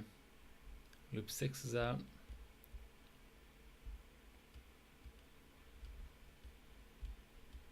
Samza actually did better. So Samza at 5.672. I think Carta is at 5.7. 5.625. Okay, that all makes sense. These guys will be tough to beat. I'll have to get a special. I'll have to try and find a good 8 core. It's always nice when somebody breaks the 8 gigahertz. There are hundreds of people who have it, but it's not as easy as you might think. That is a sweet rig pick as well.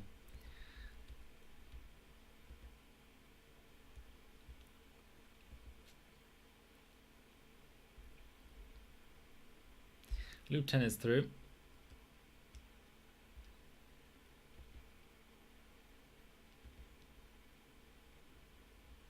Oh, people are starting to sub XTU on the 86K. That's interesting. Okay, that's in a loop 11. Not exact. I'm gonna pack it in there. It's as expected, this has been a draining experience, but thanks everybody for watching. Until next time.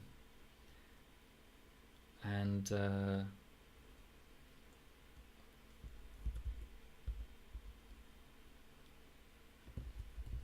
since it was Nightbot is case sensitive, that's interesting to know.